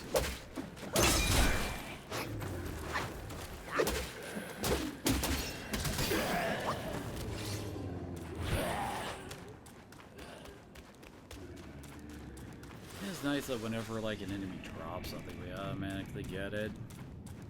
Not to actually worry about picking it up and sticking around dead bodies to see if we get something.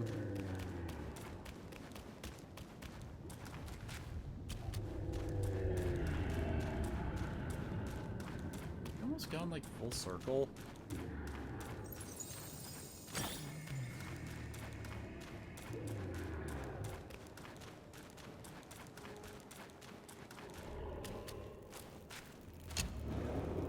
Oh god, it's actually 6, okay.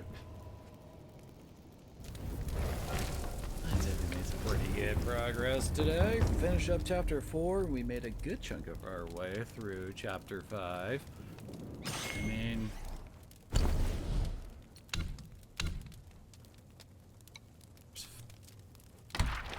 there's 4 chiefs left. I guess 3 kings? So, yeah. There's also fewer meditation spots here than in the other regions. What the heck? Huh. Oh well.